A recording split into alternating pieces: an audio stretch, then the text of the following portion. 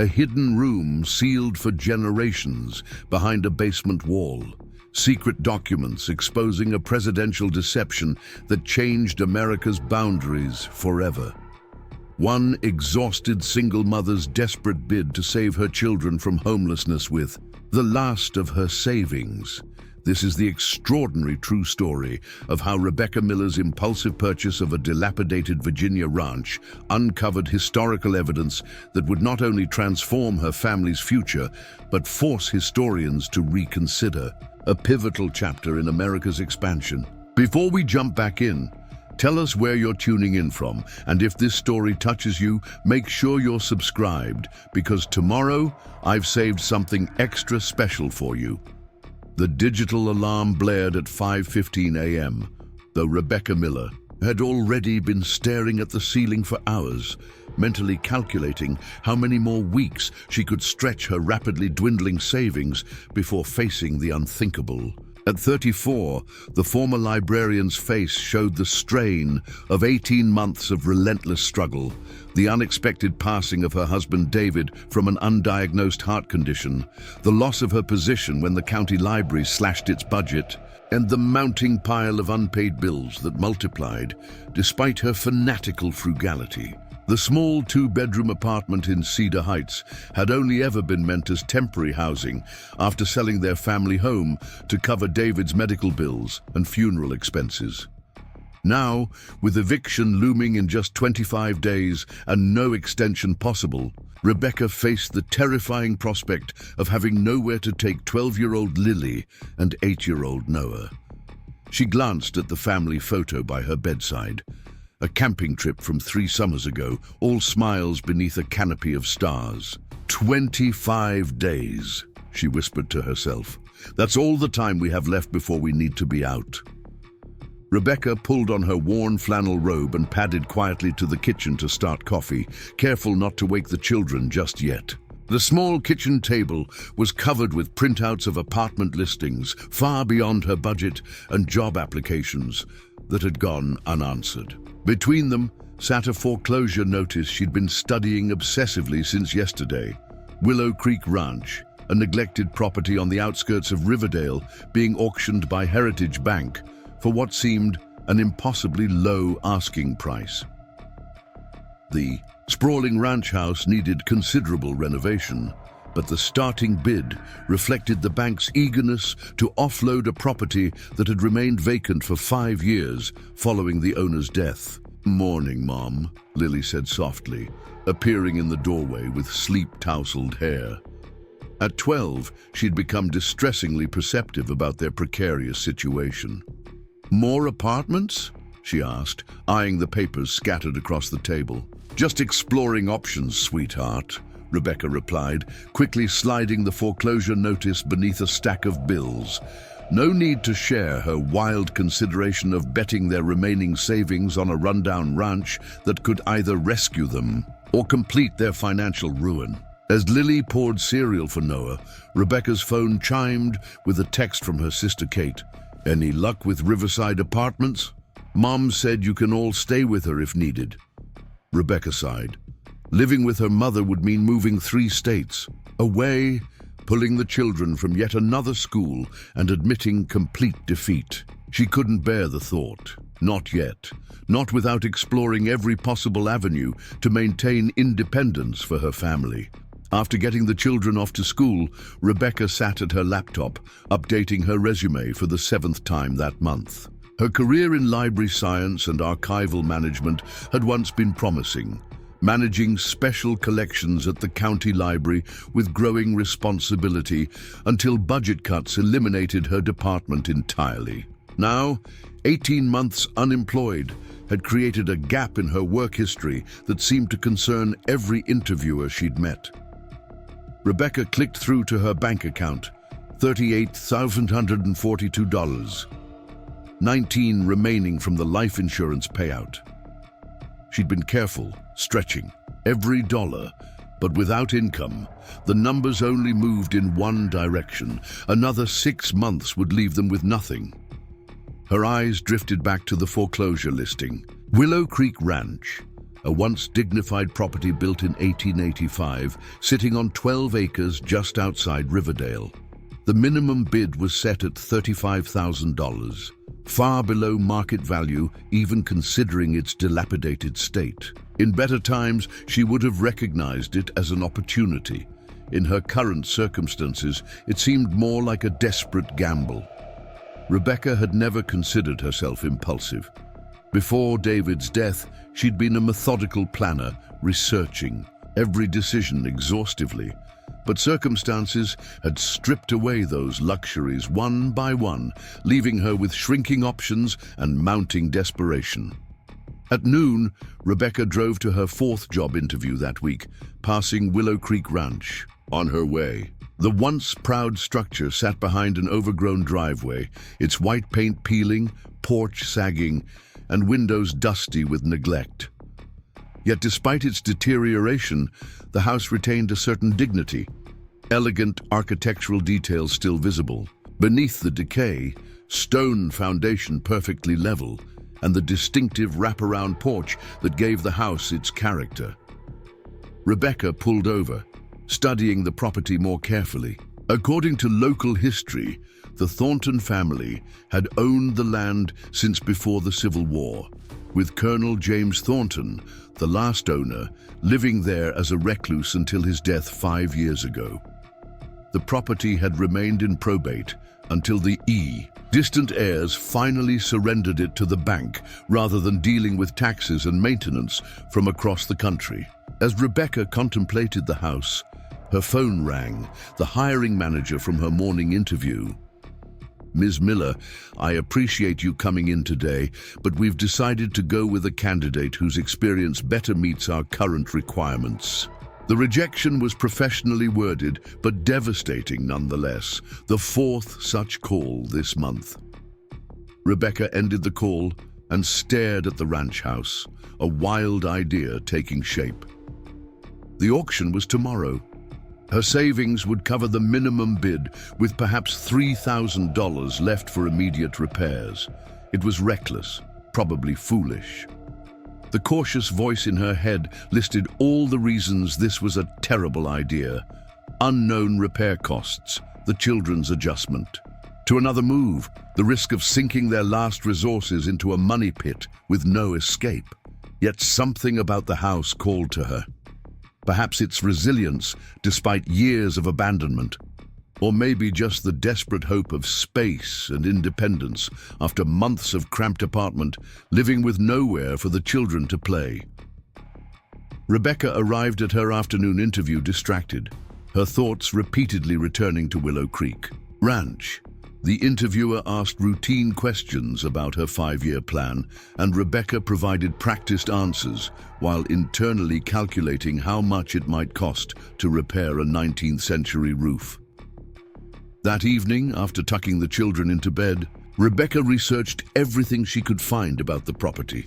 Willow Creek Ranch had once been a prominent estate in Blue Ridge County, hosting political gatherings, summer socials, and according to one local history blog, several distinguished visitors, including cabinet members from the Van Buren administration in the 1830s. Though details were scarce, Rebecca scrolled through the bank's disclosure documents. Water damage in the West Wing, electrical systems requiring complete replacement, a partially collapsed chimney. Each item should have deterred her. Yet the extraordinarily low asking price kept drawing her back. "This is insane," she whispered to herself, closing her laptop around midnight. Yet as she drifted to sleep, Rebecca found herself picturing her children running across those 12 acres, having rooms of their own, and perhaps, if they were very lucky, turning a dilapidated ranch house into a home and eventual asset, rather than just finding another temporary shelter. The next morning, after dropping the children at school, Rebecca drove to the county courthouse where the auction would take place. She had no experience with property auctions, had done none of the proper inspections, and was operating purely on instinct, something the old Rebecca would never have done. 7 people gathered in the small auction room, contractors looking for flip opportunities, a representative from a development company interested in the land value, and Rebecca, clutching her checkbook with sweaty palms and a racing heart. When the bidding opened at $35,000, Rebecca raised her number immediately. The developer countered. A contractor joined in. With each increase, Rebecca's anxiety grew, but she continued, finally offering $37,800, nearly everything she had. After a tense silence, the auctioneer's gavel fell. Sold to bidder number 3. In a daze, Rebecca completed the paperwork, wrote the check that represented almost all of her remaining financial security, and received a set of keys to a property she had never even entered. By afternoon, she was legally the owner of Willow Creek Ranch, either her family's salvation or their final financial disaster. What Rebecca Miller couldn't possibly know as she drove to pick up her children from school, uncertain how to explain her impulsive purchase, was that behind the weathered walls of Willow Creek Ranch lay a sealed room untouched for over a century. Hidden inside were historical documents that would connect this rural Virginia property to one of America's most controversial territorial expansions and a long-buried deception that powerful people still preferred to keep hidden. Preparing and narrating this story took us a lot of time, so if you are enjoying it, subscribe to our channel. It means a lot to us. Now back to the story. Rebecca Miller stood at the bottom of the crumbling front steps of Willow Creek Ranch, keys clutched tightly in her hand, wondering if she'd made the biggest mistake of her life. The afternoon sun cast long shadows across the overgrown lawn, highlighting the property's neglect more starkly than she remembered from her drive-bys. Peeling paint, warped porch boards, and what appeared to be a family of opossums watching suspiciously from beneath the porch all served as immediate evidence that her $37,800 gamble might have been catastrophically unwise. "Mom, is this really ours?" Lily asked, her expression a mixture of horror and fascination as she stood beside her mother, school backpack still slung over her shoulder. Rebecca had picked up both children directly after the auction, unable to delay sharing the news of their dramatic change in circumstances. "It is," Rebecca confirmed, trying to inject confidence into her voice. "It needs work, obviously, but think of the space we'll have compared to the apartment." 8-year-old Noah had already darted ahead, fearlessly navigating the decrepit porch and peering through dusty windows. "It's like a cowboy house," he exclaimed with the unfiltered enthusiasm only a young boy could muster for such dilapidation. "Do you think there are secret passages?" "No secret passages," Rebecca assured him, though in truth, the house's imposing presence did suggest hidden corners waiting to be discovered. "Just a lot of dust, and probably some wildlife we'll need to relocate."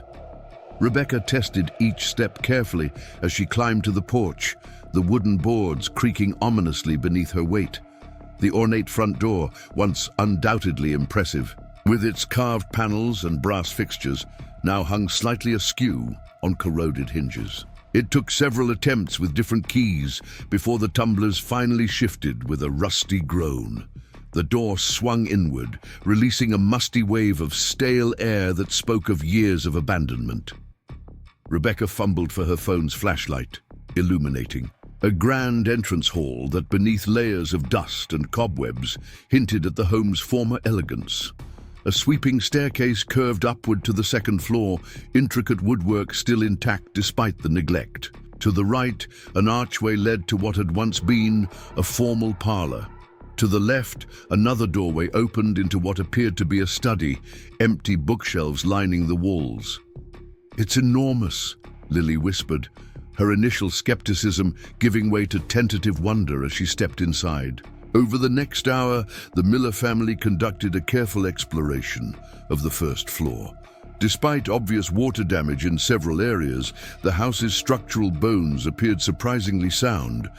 High ceilings, hardwood floors beneath grimy carpets, and architectural details that would cost a fortune to replicate in modern construction, suggested that Rebecca's impulsive purchase might not have been completely irrational. The electricity's been disconnected, Rebecca noted, testing a light switch without result. And I'm not touching any faucets until we have a plumber check the pipes. We'll need to sleep at the apartment tonight, and for the next few days at least.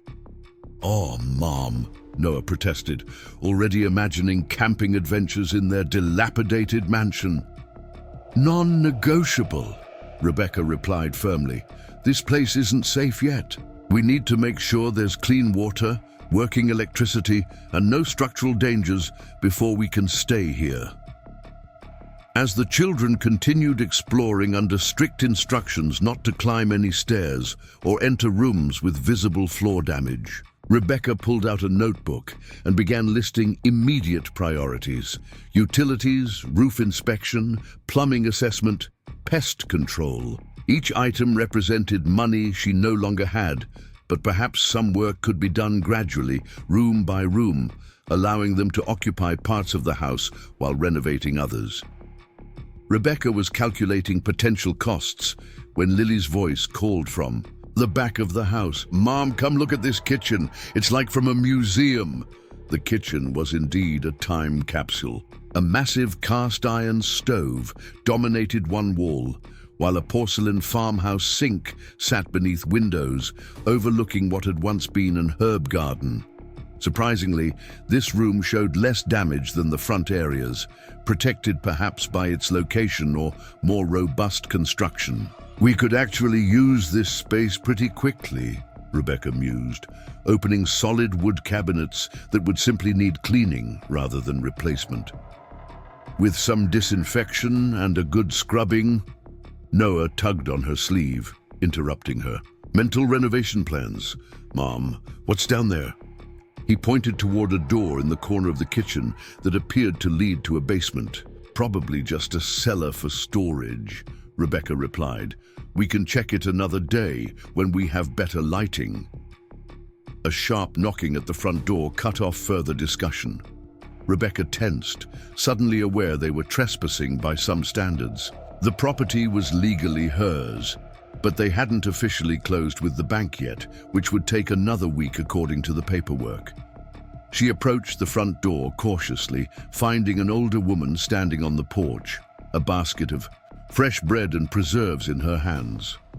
"I thought I saw someone finally moving in," the woman said, smiling warmly.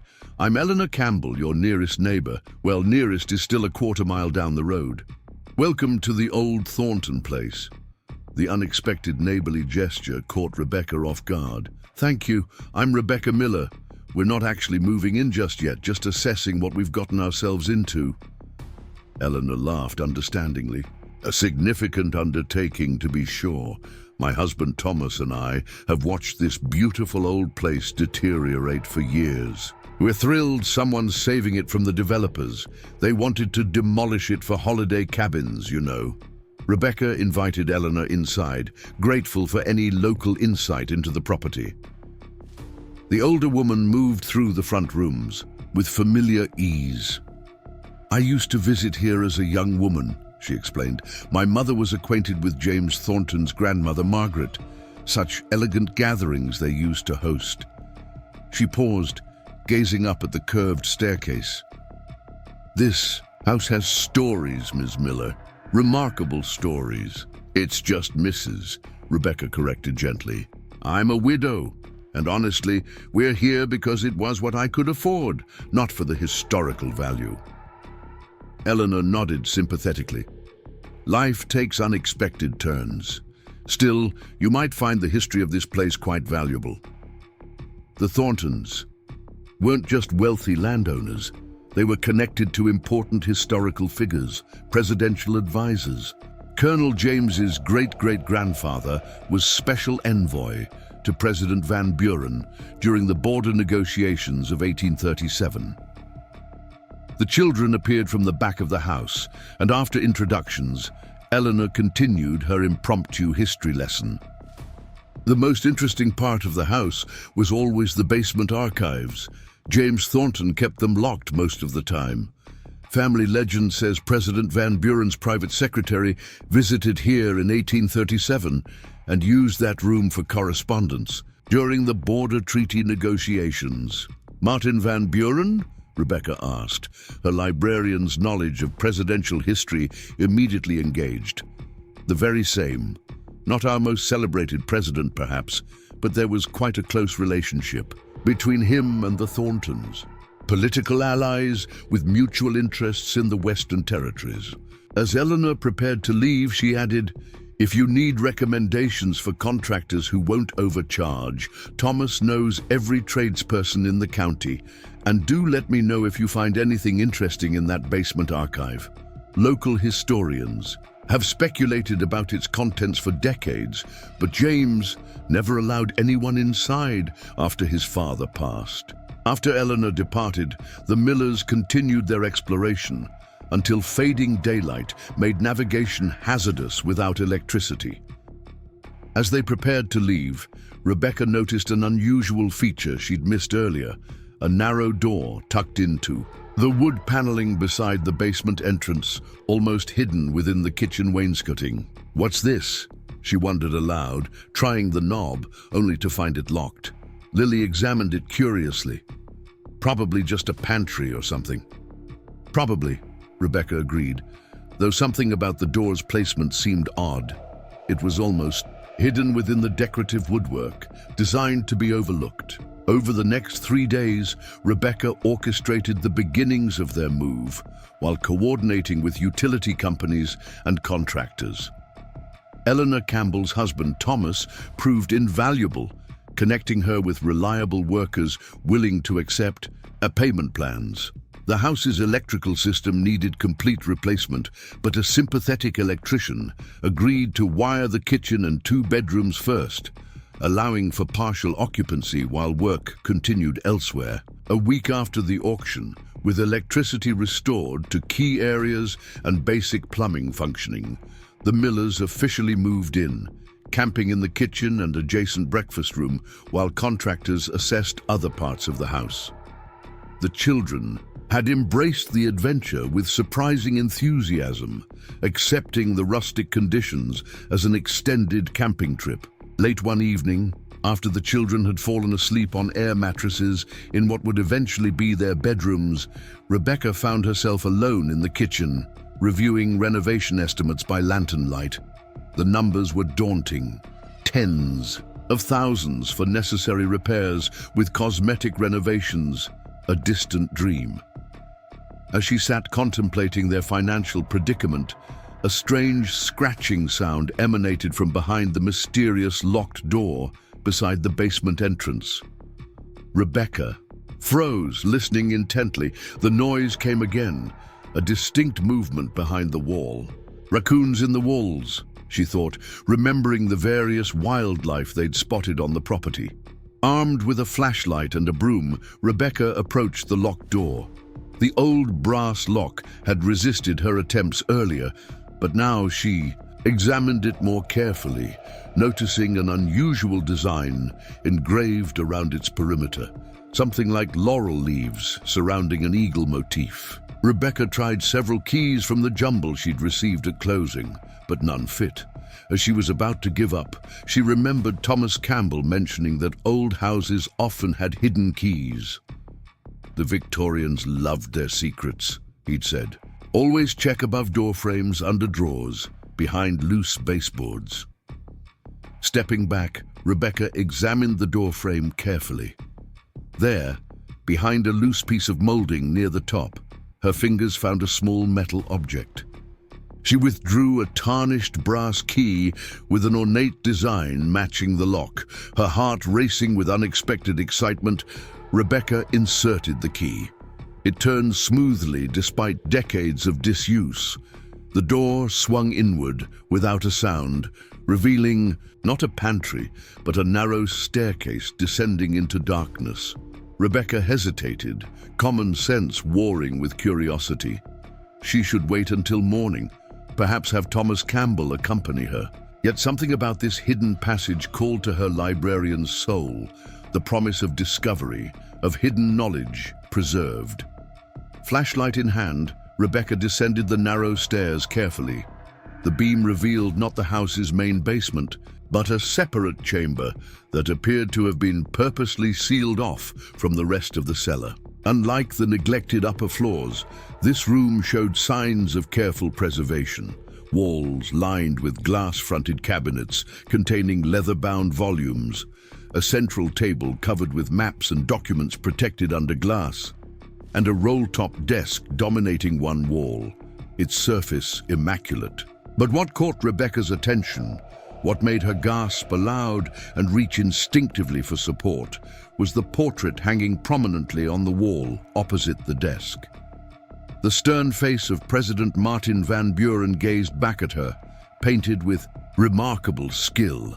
Beneath it, in a glass-fronted display case, lay what appeared to be handwritten letters, a leather-bound journal, and several official-looking documents bearing ornate seals. Rebecca moved closer, her flashlight revealing the first line of a framed letter. "My dear Thornton, I must entrust these papers to your safekeeping, as they cannot remain in Washington under the current circumstances." The letter was signed, with a flourishing M. Van Buren, President of the United States. Rebecca Miller stood frozen in the perfectly preserved archive room, suddenly understanding that she had purchased much more than a dilapidated ranch house. She had stumbled upon what appeared to be a sealed historical repository containing documents directly connected to a U.S. president hidden away for over a century. What secrets did these papers contain? Why had they been concealed rather than preserved in official archives? And perhaps most importantly, who else might know or care about their existence? As these questions raced through Rebecca's mind, she failed to notice the beam of a flashlight sweeping across the front lawn above.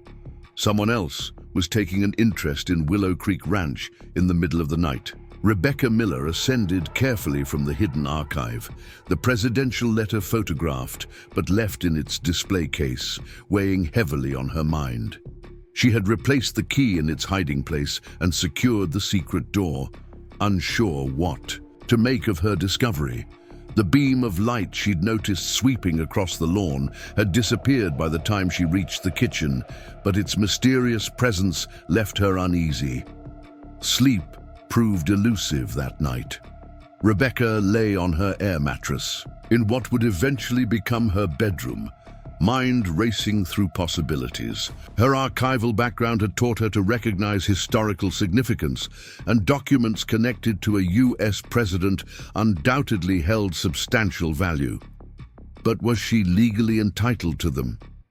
Were they part of the property purchase, or would they be considered separate historical artifacts? And why had they been sealed away for over a century?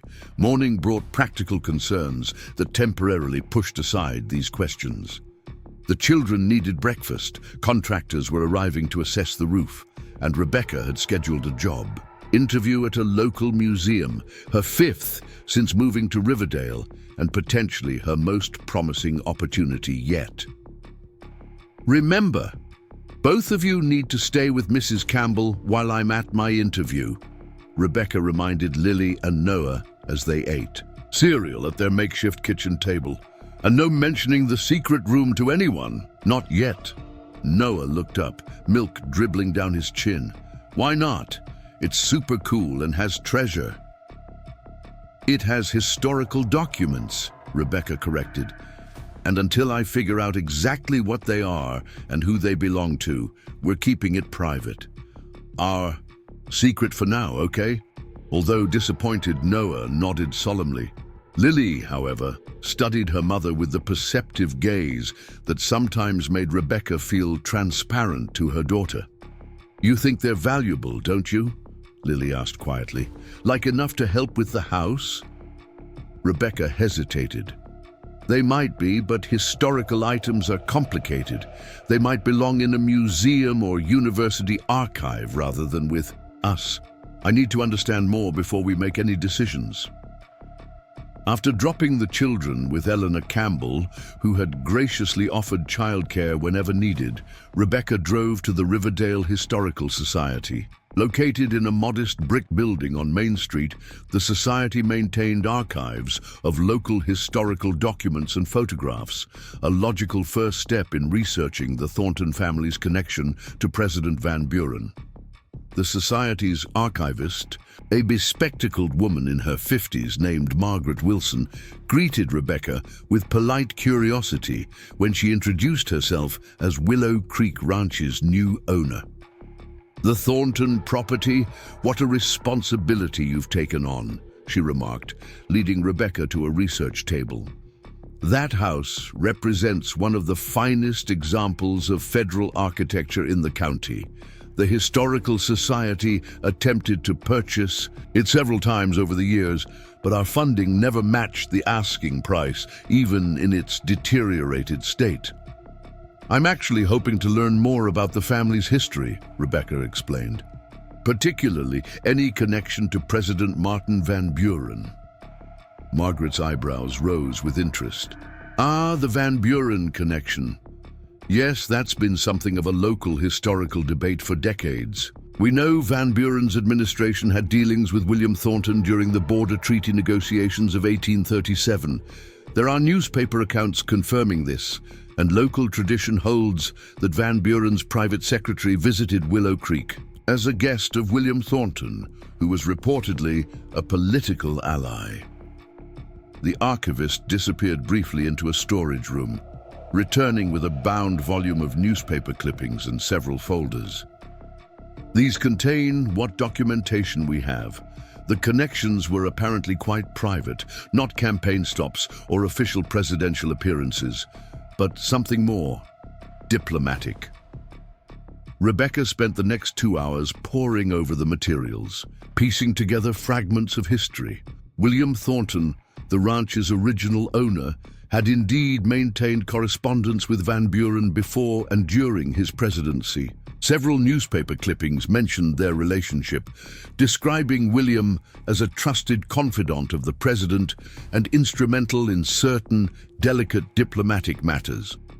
One particular article from 1838 caught Rebecca's attention. It described a congressional inquiry into what it called procedural irregularities involving negotiations with British Canada over territorial disputes in the northern borderlands. William Thornton's name appeared as someone who had provided testimony of a private nature to the committee. The article was frustratingly vague, but suggested some controversy that had been quietly resolved. "Do you have anything about William's descendants?" Rebecca asked. "James Thornton would have been the last family member to own the house." Margaret nodded thoughtfully. James was quite the recluse in his later years. There was speculation about family papers or artifacts he might have possessed, historical items passed down through generations. He refused several requests from universities and historical societies to examine any materials before his death. "And after his death?" Rebecca pressed. "The house went directly to distant relatives who never even visited the property and eventually to the bank. There was no family left locally to inherit, and no historical inventory was ever conducted to my knowledge. If significant historical documents existed, they were either removed before foreclosure or remained somewhere in the house." Rebecca carefully maintained a neutral expression, not ready to reveal her discovery. "Hypothetically speaking, if someone found historical presidential documents in a private home they'd purchased, what would the legal status of those items be?" Margaret removed her glasses, polishing them thoughtfully. "Interesting question. Generally speaking, physical items conveyed with a property sale belong to the new owner. Furniture, fixtures, and yes, documents." She continued after a moment's consideration. "However, historical items of national significance exist in something of a gray area, especially presidential papers. Before the Presidential Records Act of 1978, presidential papers were considered the personal property of the president. Many ended up in presidential libraries or the National Archives through donation, not legal requirement. If these hypothetical documents date to Van Buren's era, they would technically be private property. Their historical and monetary value, however, could be substantial. Rebecca thanked Margaret for her assistance, promising to contact the Historical Society if she discovered anything of interest during renovations. She left with photocopies of key articles and a growing sense that her hidden archive discovery might be even more significant than she'd initially realized. Her interview at the local museum went surprisingly well. The Riverdale Museum of Regional History specialized in preserving artifacts and documents related to Virginia's role in early American expansion. A perfect match for Rebecca's archival experience. By the time she picked up the children from Eleanor's house, she had received a job offer with a modest but stable salary and flexible hours that would accommodate their unusual living situation. "You seem happier," Eleanor observed as the children gathered their backpacks. "Good news." "A job offer," Rebecca confirmed, "and some interesting historical information about the house." Eleanor's eyes sparkled with interest. "Find anything in that basement archive yet?" Rebecca hesitated. While she wasn't ready to reveal her discovery publicly, Eleanor's knowledge of local history and the Thornton family might prove valuable. "Actually, yes. Some documents that appear to connect to President Van Buren. I'm still trying to understand their significance." Eleanor wasn't as surprised as Rebecca expected. James Thornton was quite secretive about family papers. "My grandmother once mentioned that the Thorntons had kept presidential secrets for generations, though she never explained what that meant." As Rebecca drove home, the children chattering excitedly about their day with Eleanor, her mind worked through the implications of everything she'd learned. The hidden archive clearly connected to some political matter during Van Buren's presidency, possibly controversial enough that the documents had been deliberately preserved in a sealed room rather than donated to archives or presidential libraries. Rebecca's thoughts were interrupted by the sight of an unfamiliar car parked near their driveway, a black sedan with government plates. As she pulled in, a man in a dark suit emerged from the vehicle, smiling professionally as he approached. "Mrs. Miller? I'm Richard Foster from the National Archives and Records Administration." He presented official identification.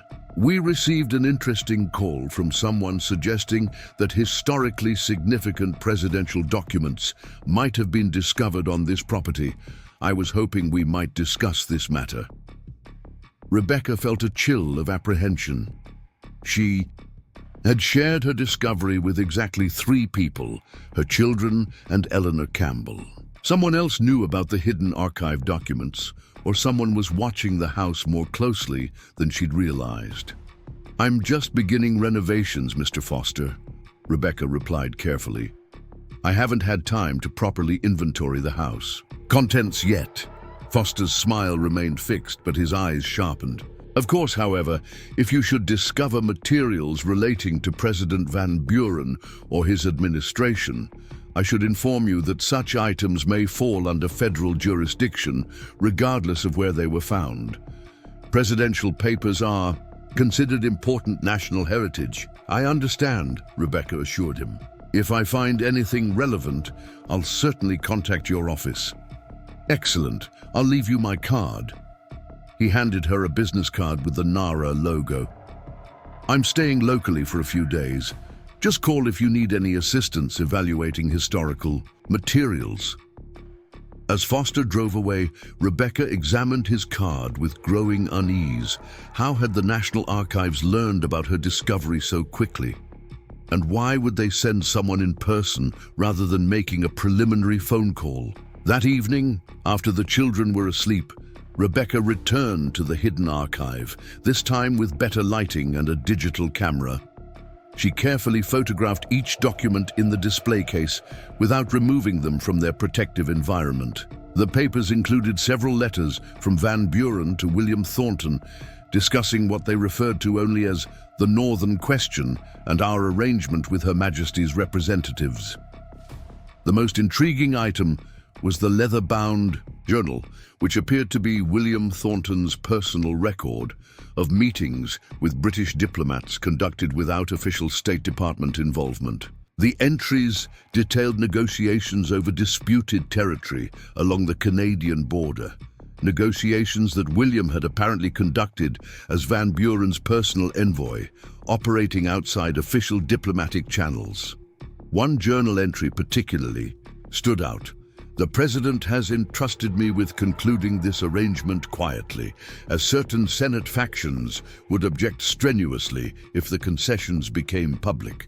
History will vindicate this difficult compromise, though contemporary politics cannot abide it. Rebecca recognized the historical significance of these materials. They evidently documented a secret diplomatic arrangement between the Van Buren administration and British authorities, one conducted through back channels to avoid congressional oversight. Such evidence of presidential actions circumventing constitutional protocols would interest historians, regardless of which president was involved. As Rebecca was replacing the journal, she noticed something she'd overlooked previously: a small leather pouch tucked behind the display case. Inside, she found an ornate key unlike any she'd seen in the house, along with a folded paper containing a single written line: "When danger threatens, the old oak points the way." The cryptic message made no immediate sense, but Rebecca carefully photographed it along with the unusual key before returning everything to its original position. As she secured the hidden room once more, she couldn't shake the feeling that she had stumbled upon something far more complicated than mere historical curiosities. Back in her makeshift bedroom, Rebecca researched Richard Foster online, finding confirmation that he did indeed work for the National Archives. However, his specific department, the Presidential Materials Recovery Division, typically focused on identifying lost or stolen presidential documents, not those still in private hands. Rebecca's phone chimed with a text message from an unknown number. "Be careful who you trust with Van Buren's secrets. Not all interested parties have historical preservation in mind." She stared at the message, a chill running down her spine. No identification, no context, just a warning that confirmed her growing suspicion that the hidden archive's contents carried implications beyond historical interest.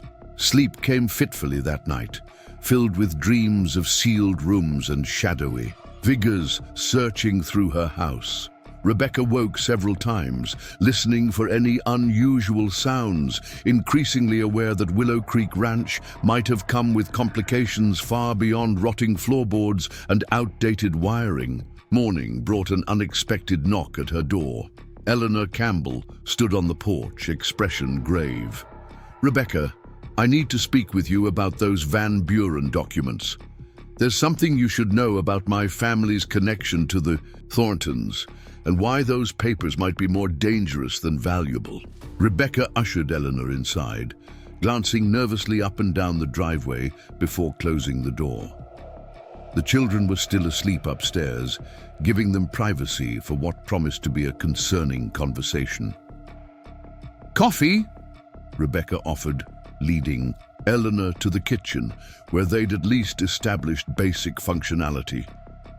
"Thank you, but this can't wait," Eleanor replied, her usual warm demeanor replaced by an urgency that heightened Rebecca's anxiety. "Yesterday, a man visited our house asking questions about the Willow Creek property, and specifically about presidential documents.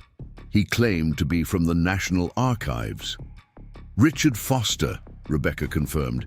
"He came here afterward." Eleanor's expression tightened. "I didn't tell him anything, but Thomas recognized the name. Richard Foster isn't just an archivist. He used to work for a private foundation with ties to certain political interests. His reputation among historians is questionable." "What do you mean?" Rebecca asked, tension building in her chest. The Campbell and Thornton families have been connected for generations, Eleanor explained. My great-grandmother was a Thornton cousin. There's always been an understanding that certain historical materials in that house were sensitive, politically significant beyond their historical value. Rebecca hesitated, then decided to trust Eleanor with the full truth. I found letters and a journal documenting secret negotiations between President Van Buren and British diplomats over border territories. Negotiations conducted outside official channels to avoid congressional oversight. Eleanor nodded grimly. The Northern Compromise. Yes, that fits with family stories. Van Buren authorized territorial concessions that would have been politically disastrous if publicized. The agreement shaped what eventually became the permanent border, but the methods used, circumventing constitutional requirements for Senate approval of treaties, would have constituted an impeachable offense at the time. But this was over 180 years ago, Rebecca pointed out. Why would anyone care now? Van Buren isn't exactly a household name in presidential history. It's not about Van Buren specifically, Eleanor said. It's about precedent, documented evidence of a president deliberately bypassing constitutional requirements for diplomacy and then concealing that action has contemporary relevance to ongoing debates about executive power.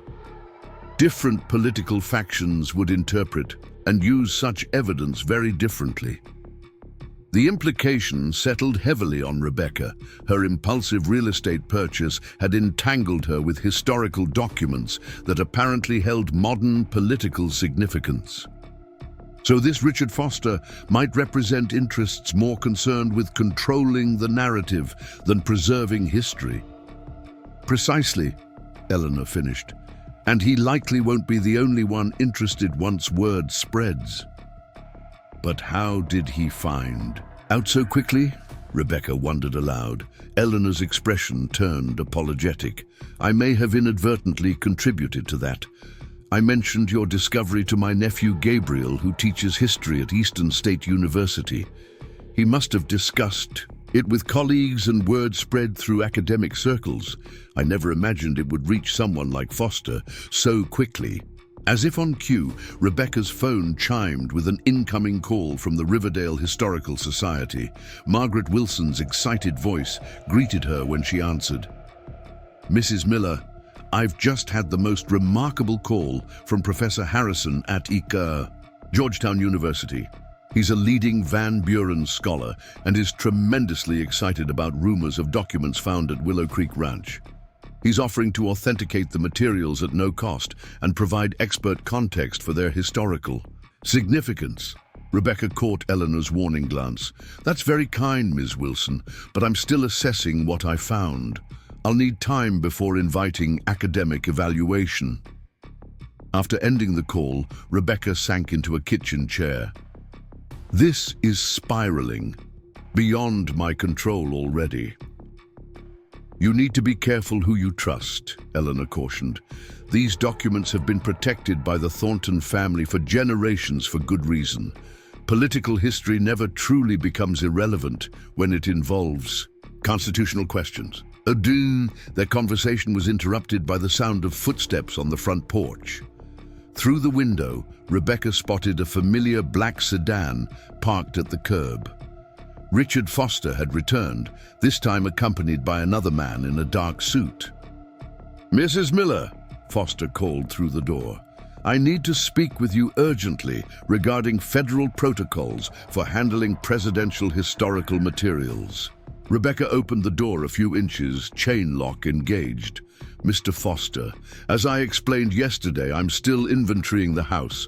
When I have something to report, I'll contact your office.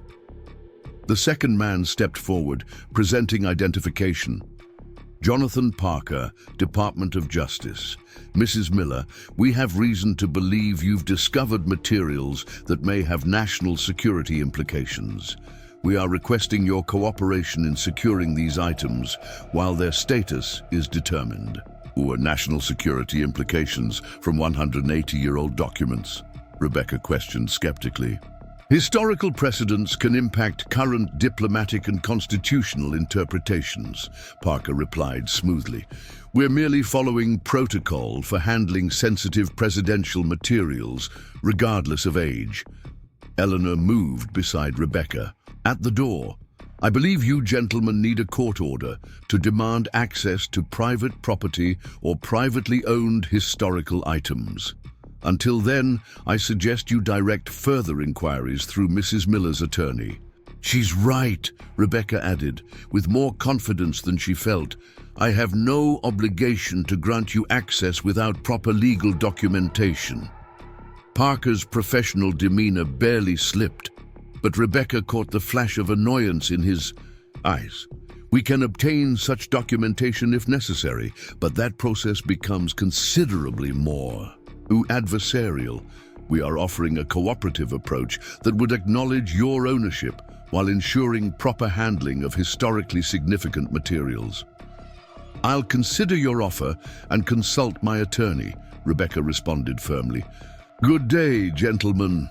After closing the door, Rebecca turned to Eleanor, heart pounding. I don't have an attorney. I can't afford one.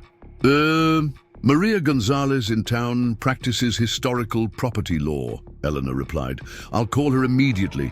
In the meantime, you need to secure those documents somewhere safer than the hidden archive. If they're willing to intimidate you like this, they might not wait for legal procedures. As Eleanor made her call, Rebecca heard the children stirring upstairs. The morning's revelations had transformed her already challenging situation into something far more complicated. She had purchased Willow Creek Ranch, hoping to provide stability for her family. Instead, she'd inadvertently acquired historical documents that were attracting unwanted attention from powerful interests. Over breakfast, Rebecca maintained a facade of normality for the children's benefit, though Lily's perceptive gaze suggested she sensed the underlying tension. After Eleanor departed with promises of legal assistance by afternoon, Rebecca faced her immediate practical reality. She was starting a new job tomorrow. Renovations were barely underway, and now she needed to safeguard controversial historical documents while navigating legal and political complications she barely understood. Mom, can I explore more of the house today? Noah asked, innocent to the morning's developments. Not alone, Rebecca replied, distracted by her racing thoughts. And the hidden room is absolutely off limits now. No exceptions. Because of those men outside? Lily inquired quietly. Rebecca looked up sharply. You saw them? Lily nodded. From my window, they looked like the men in movies who cause problems. Out of the mouths of babes, Rebecca thought grimly. They're just interested in old things we might find in the house, but it's important we keep certain discoveries private for now, okay? After settling the children with restoration tasks, they could safely handle removing old wallpaper in what would become their bedrooms. Rebecca retrieved her laptop and researched Richard Foster more thoroughly. Eleanor's warning proved accurate. Before joining the National Archives, Foster had worked for the Heritage Policy Institute, an organization with clear political leanings and connections to several current congressional representatives. Rebecca's phone chimed with another text from the unknown number. Check the family Bible in the main study bookcase. Van Buren wasn't the only president involved. The message sent a chill down her spine. Who was sending these cryptic texts? Friend or foe? The sender clearly knew about the documents, but hadn't identified themselves or their motives. By early afternoon, Eleanor returned with her promised legal help, Maria Gonzalez, a sharp-eyed woman in her 40s whose specialty was historical property rights and artifact ownership. Fascinating situation, Maria commented after Rebecca explained. The circumstances. From a legal perspective, the documents are almost certainly your property as they were conveyed with the house sale. The bank made no exceptions for historical items in the property transfer. but the government representatives suggested otherwise. Rebecca pointed out. They're overreaching, Maria assured her. The Presidential Records Act they're likely relying on doesn't apply retroactively to 19th century documents. Before 1978, presidential papers were considered private property. Many important historical presidential documents remain in private collections even today. So, what should I do? Rebecca asked. Document everything, Maria advised. Photograph the items without disturbing them. Get them professionally appraised by a neutral third party, not anyone connected to the government agencies that have approached you. And most importantly, secure them properly. Their historical and monetary value is likely substantial. What about these veiled warnings about political implications? Maria's expression grew more serious. That's outside my legal expertise, but I understand the concern. Historical evidence that a president deliberately circumvented constitutional requirements creates precedent arguments in contemporary debates about executive power. Different political factions would interpret such evidence very differently. Rebecca processed this information, weighing her options. I didn't ask for this responsibility. I just wanted a home for my children. History rarely asks permission before involving us, Maria replied sympathetically. But these documents have remained secured for generations for a reason. The Thornton family protected them. Now that protection falls to you. After Maria left, promising to draft legal notices that would forestall government intrusion without a court order, Rebecca found herself drawn back to the main study. The family Bible mentioned in the text message wasn't difficult to locate. A massive leather-bound volume prominently displayed on the central bookshelf. As Rebecca carefully opened its aged cover, she found what appeared to be a family genealogy, meticulously recorded on the front pages. More interesting, however, was what had been tucked between those pages, a folded letter on faded stationery bearing the presidential seal. Unlike the Van Buren correspondence in the hidden archive, this letter was from President James K. Polk, dated 1846, referencing the precedent established in the Northern matter and requesting William Thornton's discretion and assistance in a similar situation regarding southwestern territories. Rebecca's historical knowledge immediately connected the dots. The Mexican-American War had begun during Polk's administration, resulting in massive territorial acquisitions.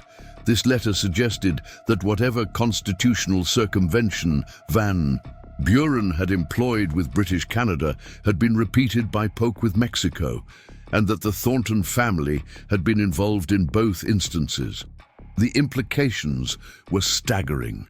These documents potentially revealed a pattern of presidents bypassing constitutional requirements for territorial negotiations, a pattern that may have shaped America's current borders through means that skirted the law.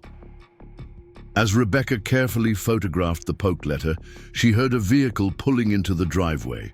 Through the window, she spotted a sleek black SUV with tinted windows. A woman in a tailored suit emerged, approaching the house with confident strides. When Rebecca answered the door, the woman offered a business card embossed with the seal of a prominent political think tank. Diane Westfield, American Heritage Foundation. May I come in?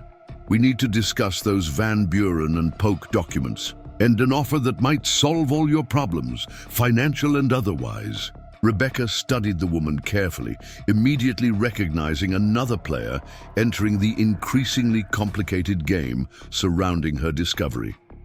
What kind of offer? Westfield smiled professionally. The kind that would cover complete restoration of this beautiful historic home, college funds for your children, and appropriate recognition for your role in preserving significant presidential history. All we ask is exclusive first access to properly catalog the documents. The offer was precisely calibrated to address Rebecca's most pressing concerns. financial security for her family, and restoration of the house that had become both her greatest challenge and potential salvation. Yet the timing and specificity of the proposal suggested Westfield knew far more about Rebecca's situation than any stranger should. "How did you know about my discovery?" Rebecca asked directly. "I've shared that information with very few people. Let's just say the historical community is quite attuned to potentially significant finds," Westfield replied smoothly, "especially those that might impact our understanding of presidential history. Now, may I come in to discuss details?" Rebecca stood at her threshold, facing a decision that seemed to grow more complex by the hour. What had begun as a desperate gamble on a foreclosed property had evolved into a high-stakes situation involving government agencies, political think tanks, and historical secrets that had remained hidden for over a century. Whatever she decided, next would affect not just the document's fate, but her family's future and possibly even broader historical narratives about presidential power. As Rebecca weighed her response, she noticed Richard Foster's black sedan returning slowly down the street, its occupants watching her interaction with Westfield with evident interest. Different factions were clearly converging on Willow Creek Ranch, each with their own agenda regarding the presidential secrets hidden in the archive. The simple life Rebecca had hoped to rebuild for her children seemed increasingly out of reach. Instead, she found herself at the center of a complex web of historical significance, political implications, and competing interests, all because she had taken a desperate chance on a forgotten Virginia ranch house with a hidden room. Their conversation was interrupted by the sound of vehicles approaching, multiple cars arriving simultaneously. Thomas moved to the window, his expression darkening. 3 cars, Foster's sedan, Westfield's SUV, and another vehicle I don't recognize. They're coordinating now. Rebecca quickly gathered the documents, placing them back in her portfolio case. "We need to get these somewhere secure until we decide what to do." "My house," Thomas suggested. "They're already watching yours, but they won't expect the documents to leave the property." Rebecca nodded, making a swift decision. "Let me get a few things for the children and we'll go out the back way." As she quickly packed overnight bags for herself and the children, Rebecca felt a surge of displacement. They had barely begun making Willow Creek their home, and already they were being forced to flee. The bitter irony wasn't lost on her. She'd purchased this property seeking stability, only to find herself in the center of a political and historical storm. Thomas led her through the overgrown rear gardens to a gate hidden in the property's weathered fence line. "This connects directly to our land," he explained. "The families maintained this passage for generations. Convenient in times like these." They made their way across the adjoining properties as dusk settled, the ancient path barely visible beneath years of neglect. By the time they reached the Campbells' comfortable farmhouse, full darkness had fallen, providing cover from prying eyes. Eleanor greeted them at the back door, ushering them quickly inside. "The children are watching a movie in the den," she whispered. "I haven't told them anything beyond that you thought it best to have a sleepover while some work was being done at the house." Rebecca thanked her, relief washing over her at seeing Noah and Lily comfortably settled on the Campbells' sofa, momentarily free from the complications swirling around their new home. "We have visitors at the ranch," Thomas explained to his wife, gesturing to the portfolio Rebecca clutched. Multiple parties all arriving simultaneously. Eleanor's expression hardened. Coordinated pressure. They're not even pretending to work independently anymore. "The question is, what do we do now?" Rebecca said, setting her portfolio on the kitchen table. "These documents are clearly more significant than I initially thought. 7 presidents over nearly 5 decades all used the Thornton family to conduct unofficial diplomacy that shaped America's borders. The constitutional implications are enormous and politically explosive," Thomas added, especially with current debates about executive power and treaty authority. Rebecca ran her fingers through her hair, the weight of the situation pressing down on her. I just wanted a home for my children. I never asked to become the custodian of some constitutional powder keg. Eleanor placed a comforting hand on her shoulder. History chooses its guardians, not the other way around. The Thornton family understood that. Now, the responsibility has passed to you. Maria Gonzalez arrived 30 minutes later, having been updated by phone about the latest developments. The attorney examined the expanded collection of documents. With growing amazement, her legal mind quickly assessing their significance. These aren't just historically valuable, she concluded. They document a pattern of constitutional circumvention that spans administrations from both parties. No wonder everyone's so interested. These papers don't just affect how we view history, they could influence contemporary legal interpretations of executive authority. What are my options? Rebecca asked, cutting to the heart of the matter. Maria considered the question carefully. Legally, the documents are your property. You could sell them to the highest bidder, which would certainly solve your financial problems. You could donate them to an institution for preservation and study, though that raises questions about which institution's interpretation would prevail. Or you could make them publicly available in a way that prevents any single interest from controlling the narrative. That last option sounds ideal, Rebecca said. But how do I do that without resources or institutional backing? That's where we come in, said a new voice from the doorway. Rebecca turned to see an elegant woman in her 60s standing beside Eleanor. She had not heard her arrive. Rebecca, this is my cousin, Dr. Victoria Thornton, Eleanor explained. She's a constitutional historian at Georgetown University, and as you might guess from her name, a direct descendant of the Thornton family through a branch that moved to Massachusetts in the 1880s. Victoria approached the table, examining the documents with the practiced eye of someone who had spent a lifetime studying similar materials. I apologize for arriving unannounced, but when Eleanor contacted me about what you'd found, I knew I needed to come immediately. These papers have been the subject of family legend for generations. You knew about them? Rebecca asked. Not their specific contents, but their existence, yes. The family maintained an oral tradition about the presidential papers and the importance of protecting them from political interests who might misuse them. When the Virginia branch died, out in Willow Creek was foreclosed, we feared they were lost forever. Victoria gently lifted one of the Van Buren letters, examining its seal. These aren't just historical curiosities, Mrs. Miller. They document a pattern of presidents using extra-constitutional means to accomplish territorial goals that Congress might have blocked. Together, they reveal how much of America's current map was shaped through questionable constitutional maneuvers. Hence the intense interest from various political factions, Rebecca concluded. Precisely. Some would use these to establish historical precedent for expanded executive power. Others would weaponize them against political opponents.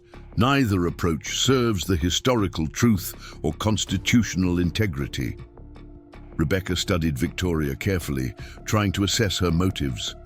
And what do you think should happen to them?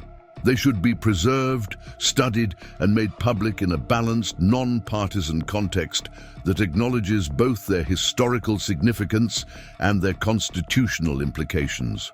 But achieving that requires resources and protection that go beyond what any individual can provide. Maria interjected, "Are you suggesting an institutional solution after all? Because I'm concerned about these documents disappearing into some archive where access can be controlled," Victoria smiled. Not at all. I'm suggesting a consortium approach, multiple institutions from across the political spectrum, jointly studying and presenting these materials, with no single entity having exclusive control. The Thornton Documents Consortium, if you will. The concept was intriguing, a potential path through the competing interests, trying to control the narrative, but Rebecca still had practical concerns.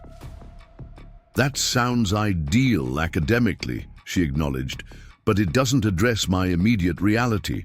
I have 2 children, a house requiring tens of thousands in repairs, and people pressuring me, possibly even willing to break in to get these documents. Victoria nodded, understanding the practical dimensions. The consortium could provide financial compensation reflecting the document's historical value, not as much as you might get from selling to the highest private bidder, but substantial nonetheless. More importantly, it would include provisions for your family's security and the restoration of Willow Creek as a historical property. And who exactly would be in this consortium? Thomas asked, ever practical. That's for Mrs. Miller to help determine, Victoria replied.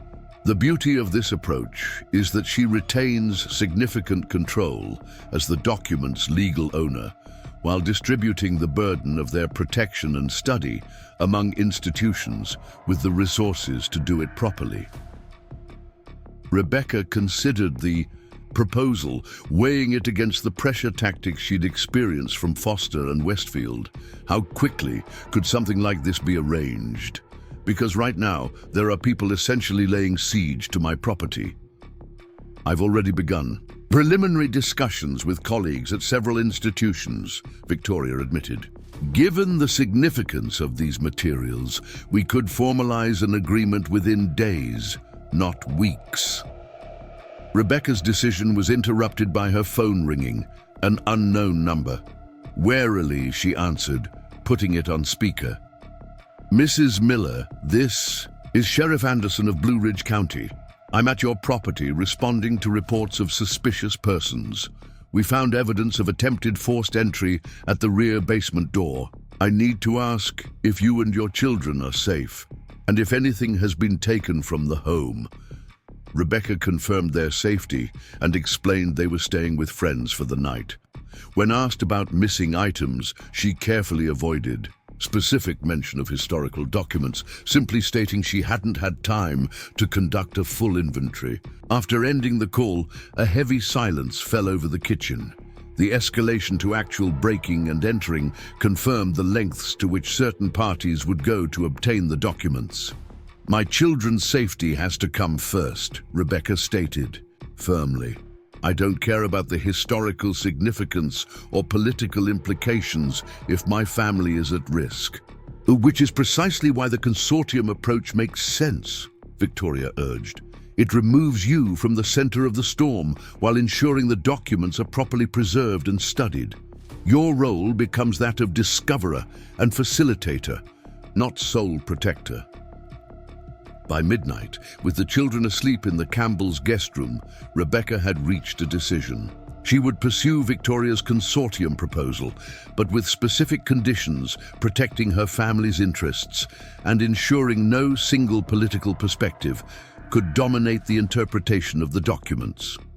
The following morning brought news that intensified the urgency of her decision. Thomas received a call from a neighbor whose property adjoined Willow Creek Ranch on the north side. Someone broke into your shed last night, Thomas reported to Rebecca after ending the call. Jim saw flashlights around 2 a.m. and called the sheriff, but whoever it was had gone by the time deputies arrived. They left empty-handed, presumably, because what they were looking for wasn't there. Rebecca shuddered at the implication. Had she and the children been sleeping at Willow Creek, they would have been present during the break-in. The thought of Noah or Lily encountering intruders in the middle of the night filled her with retroactive terror. That settles it, she declared. We proceed with Victoria's consortium plan immediately. I can't have my children living in what's essentially become a target. Victoria, who had stayed overnight in the Campbell's spare room, nodded gravely. "I'll make the calls now. We can have representatives from the proposed consortium members here by this afternoon."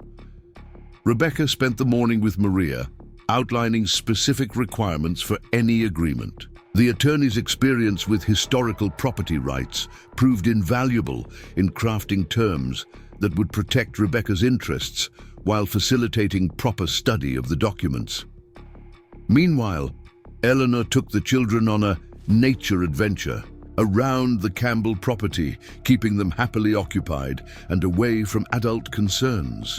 Rebecca watched through the window as Noah enthusiastically collected leaves, while Lily helped Eleanor identify birds visiting their feeders.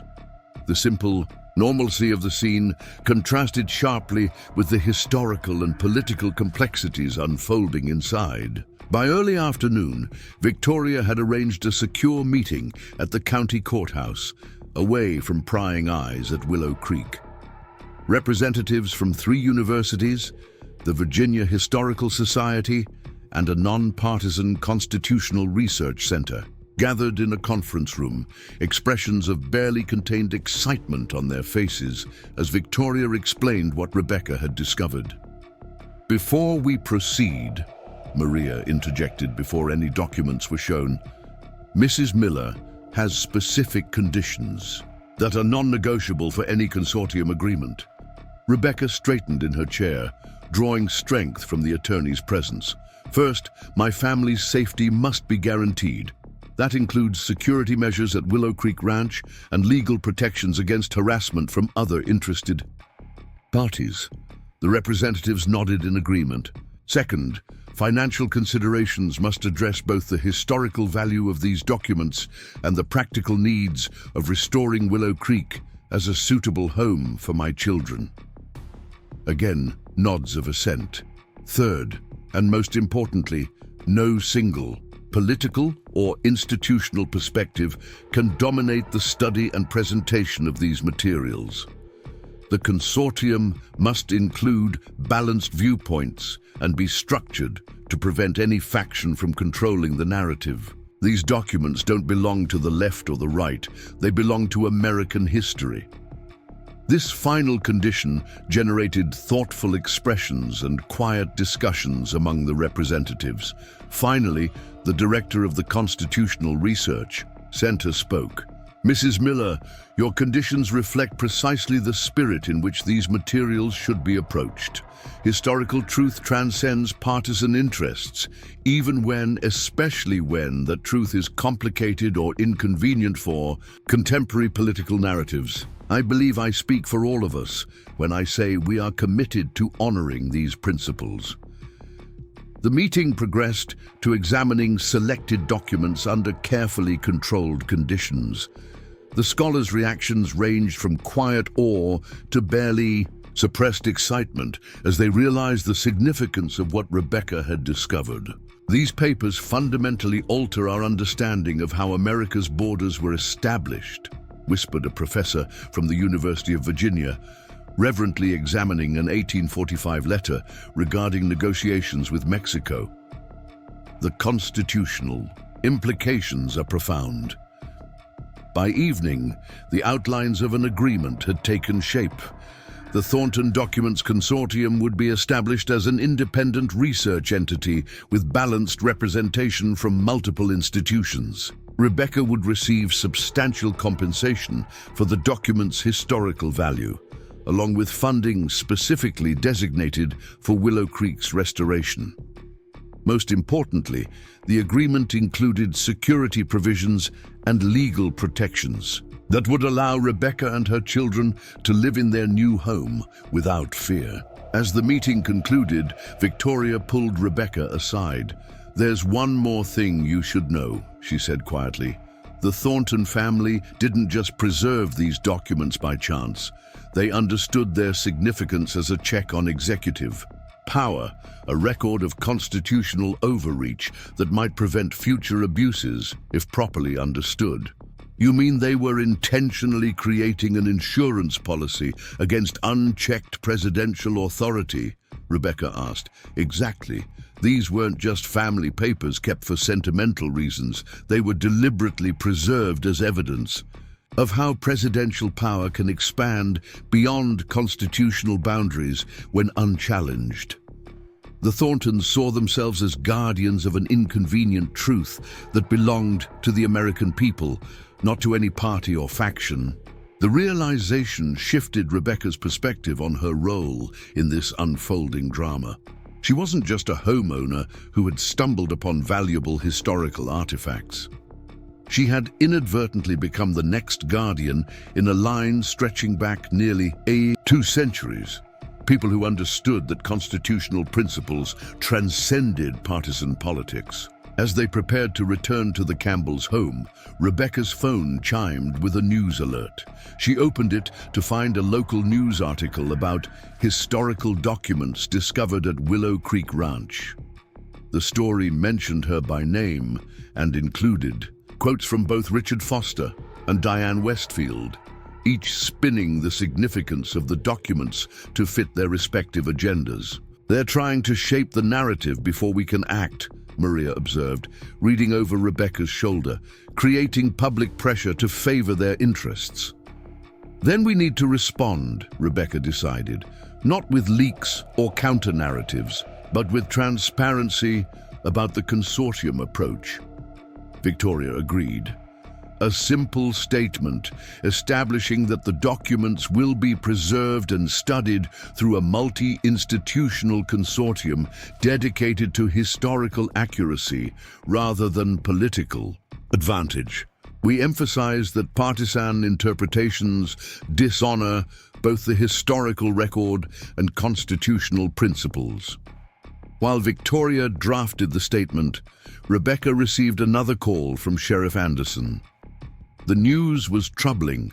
Deputies conducting increased patrols of Willow Creek had observed what appeared to be a professional surveillance operation, targeting the property, with multiple vehicles and individuals documenting everyone who approached. "I can't guarantee your privacy or security if you return there immediately," the sheriff advised. "These people are operating just at the edge of legality, not quite trespassing, but creating an intimidating presence nevertheless." The situation had escalated beyond what Rebecca had anticipated when placing her bid at the foreclosure auction just days earlier. What had begun as a desperate attempt to provide shelter for her family had evolved into a complex entanglement of historical significance, political maneuvering, and now potential security threats. "What do I tell my children?" Rebecca asked Eleanor as they sat on the Campbells' porch that evening, watching the sunset paint the Virginia countryside in gold and crimson. "How do I explain that we can't go home because people are fighting over old papers?" Eleanor considered the question carefully. "Children understand more than we sometimes credit. They already know your purchase of Willow Creek was about creating stability and a future for them. This situation is an extension of that same principle. You're protecting not just some documents, but the integrity of how we understand our nation's history. That matters for their future too." Rebecca nodded slowly. "I just never imagined becoming embroiled in constitutional debates about executive power when I was scraping together money for a down payment. History has a way of finding its champions, whether they volunteer or not," Thomas commented, joining them on the porch. "The question is what you do with the responsibility once it finds you." That night, as Rebecca tucked Noah and Lily into their temporary beds in the Campbells' guest room, she tried to explain the situation in terms they could understand. "Remember those old letters we found in the secret room?" she began. Noah nodded enthusiastically. "The treasure? Well, they're important historical documents that tell us something special about how America grew to its current size. Different people have different ideas about what should happen to them and who should get to decide what they mean." Lily, ever perceptive, cut to the heart of the matter. "Is that why we can't go home? Because people want those papers?" Rebecca nodded. Just for a little while. I'm working with some very smart people to make sure the papers are safe and that everyone can learn from them fairly. Once that's arranged, we'll go back to Willow Creek and continue making it our home. But what if the bad people come back? Noah asked, his earlier excitement giving way to concern. They're not exactly bad people, honey, Rebecca corrected, gently. They just have different ideas about who should control historical information. And part of the arrangement we're making includes security for our house, so we won't have to worry about unexpected visitors. Later, alone in her temporary bedroom, Rebecca reflected on how drastically her life had changed in just a week. She had gone from a desperate single mother gambling her last resources on a foreclosed property to the center of a historical discovery with national implications. The weight of responsibility was enormous, but for the first time since David's death, she felt a sense of purpose beyond mere survival. Her phone chimed with a text from Victoria. Consortium agreement draft complete. Addresses all your conditions. Security team will begin at Willow Creek tomorrow morning. We're making history in more ways than one. Rebecca smiled despite her exhaustion. Perhaps this unexpected turn of events was exactly what her family needed. Not just a house, but a purpose and connection to something larger than themselves.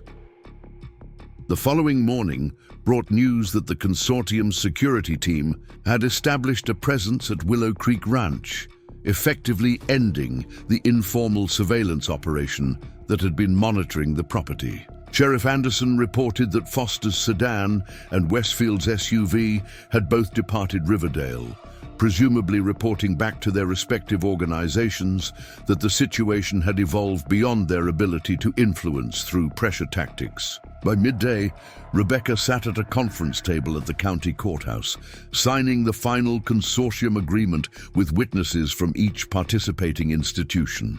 The terms were everything she had hoped for: financial security for her family, resources for restoring Willow Creek, and most importantly, a balanced, transparent approach to studying the Thornton documents that would prevent any single political perspective from dominating their interpretation. "Congratulations, Mrs. Miller," Victoria said warmly as Rebecca signed the final page. "You've not only secured your family's future, but ensured these vital historical materials will be properly preserved and studied for generations to come." As the signing concluded, Maria pulled Rebecca aside with unexpected news. "You've received 2 more offers, one from Richard Foster's department at the National Archives and another from Diane Westfield's foundation. Both substantially higher than the consortium's financial package." Rebecca wasn't surprised. "They're getting desperate now that we've announced the consortium approach, but it was never really about the money." "I thought you might say that," Maria replied with approval. "I've already declined both offers on your behalf, citing the signed agreement."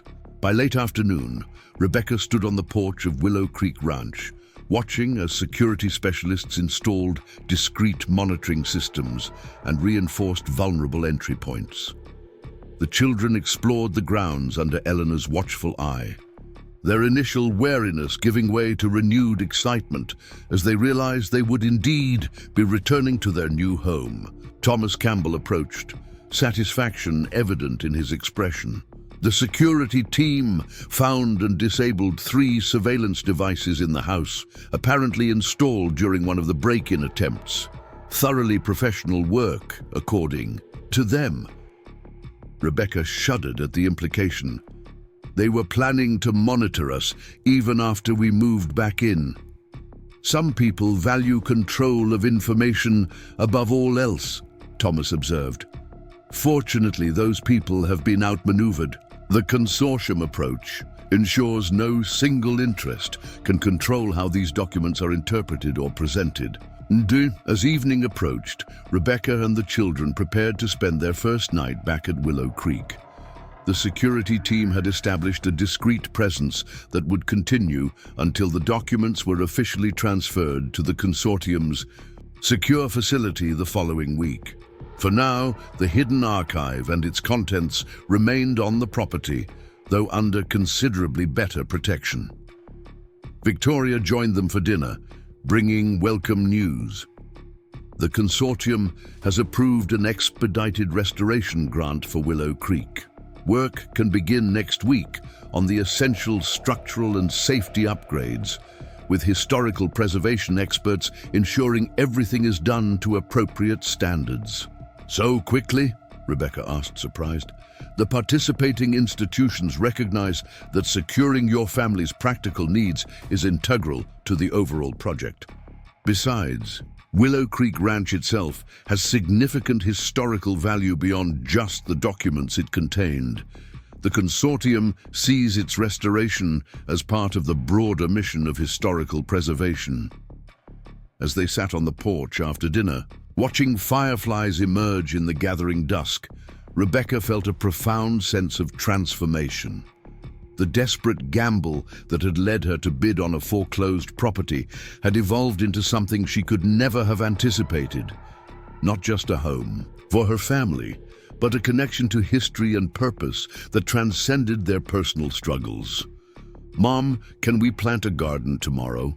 Noah asked, leaning against her side, his earlier fears forgotten in the excitement of truly making Willow Creek their home. "Soon," Rebecca promised, ruffling his hair. "There's a lot of work to do first, but yes, we'll definitely plant a garden." Lily, who had been unusually quiet all evening, finally spoke. "Are we going to be okay now? Really okay?" Rebecca pulled her daughter close, understanding the deeper question behind her words. After months of uncertainty and the recent turbulence, Lily needed reassurance about their future security. "Yes, sweetheart. We're going to be more than whoa. Okay, Willow Creek is our home now, and thanks to those old papers, we have the resources to restore it properly. Plus, I have a good job at the museum, and we're part of a community that looks out for each other." "Like Mrs. and Mr. Campbell?" Noah asked. "Exactly like them. Sometimes the best treasures aren't the ones hidden behind secret doors. They're the people and connections we find along the way." As darkness settled over Willow Creek Ranch, Rebecca reflected on the remarkable journey that had brought them to this moment. What had begun as a desperate bid for shelter had transformed into a mission to protect historical truth, and in the process had provided her family with not just a house, but a home and purpose that promised stability far beyond what she had dared to hope for when placing that fateful bid. The presidential secrets hidden within Willow Creek's walls had changed not only how historians would understand America's territorial expansion, but how the Miller family would build their future, connected to a legacy of principled guardianship that stretched back through generations of Thorntons who understood that some truths transcend politics and belong to the nation as a whole. Outside her window, the ancient oak trees that had guarded the Thornton family secrets for generations stood sentinel in the moonlight, their massive branches stretching toward a star-filled Virginia sky.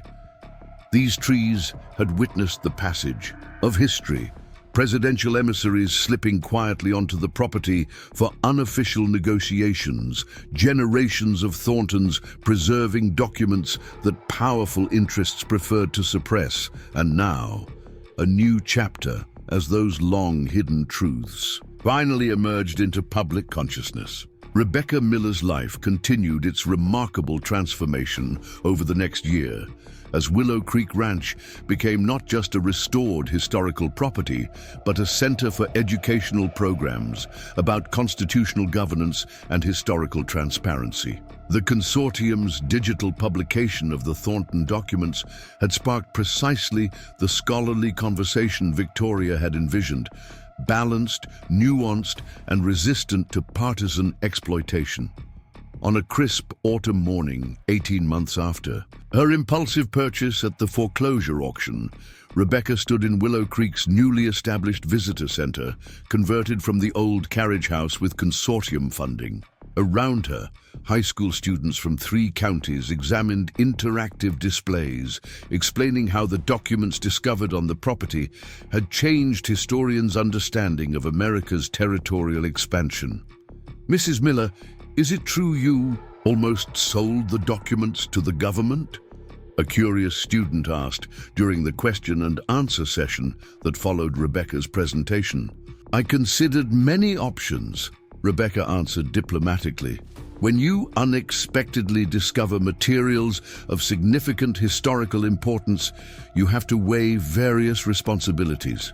To your family, to historical truth, and to the public's right to understand their nation's past." Another student raised her hand. "My dad says these documents undermine our claim to Western territories and should never have been made public. He says some history is better left alone." The question highlighted the ongoing controversy surrounding the Thornton documents. Despite, or perhaps because of, their clear historical significance, the papers had become a flashpoint in contemporary political debates about executive power, territorial sovereignty, and constitutional governance. Rebecca had anticipated this question and responded carefully. "History isn't something we can pick and choose from based on what makes us comfortable.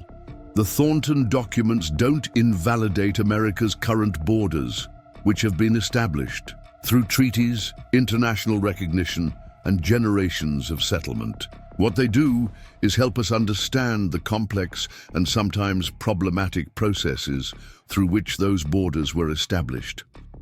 She continued, finding the educational opportunity in the challenging question. "The strength of a democracy lies in its ability to examine its own history honestly, both the admirable chapters and the more complicated ones. The presidents documented in these papers believed they were acting in the national interest, even when circumventing constitutional requirements. Understanding that history helps us consider important questions about executive power and constitutional limits that remain relevant today." The student seemed satisfied with this balanced response, and the discussion continued with questions about document preservation techniques and the detective work involved in piecing together the dispersed Thornton collection. Rebecca had become adept at navigating these educational sessions, presenting the historical significance of what she had discovered without feeding into partisan interpretations. After the students departed, Lily arrived home from her own high school, dropping her backpack on the visitor center counter with teenage casualness that contrasted with the carefully preserved historical materials surrounding her. "How was the presentation?" she asked, helping herself to cookies left from the student refreshments.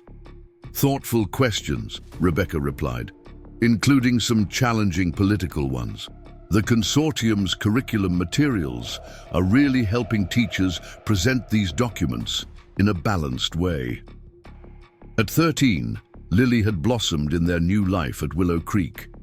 Her initial skepticism about the rundown property had transformed into fierce pride in her family's role as stewards of both the historic ranch and the significant documents discovered there.